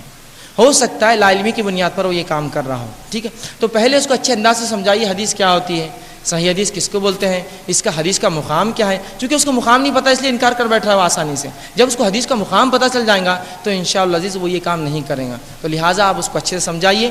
لیکن پھر کہوں گا اصلاح کا 90 طریقہ ہر کام میں اختیار کریں. یہ نہ ہو کہ اس سے بحث مباحثہ، برا بھلا کہنا، بات چیت بند کر دینا، سلام کلام بند کرنا اور اس طرح کی یہ مت کیجیے، بلکہ اچھے انداز سے سمجھائیے. چونکہ علوم الحدیث ایک ایسا فن ہے جس سے امت مسلمہ بالخصوص بر صغیر میں ہم بہت دور رہیں.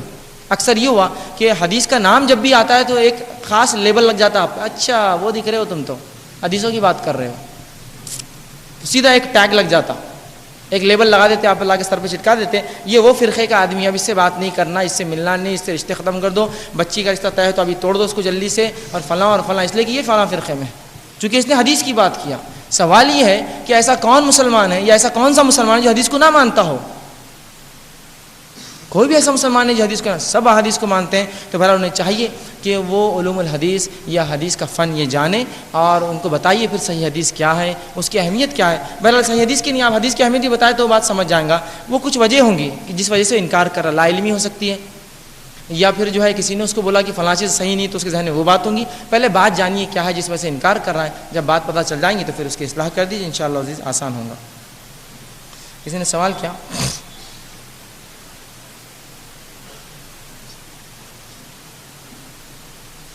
ابھی آپ نے کہا کہ سورہ فاتحہ ایسی صورت ہے جو قرآن کے علاوہ کوئی دوسری آسمانی کتابوں میں نازل نہیں ہوئی، کیا اس کے علاوہ قرآن کی تمام صورتیں دوسری آسمانی کتابوں میں موجود ہیں؟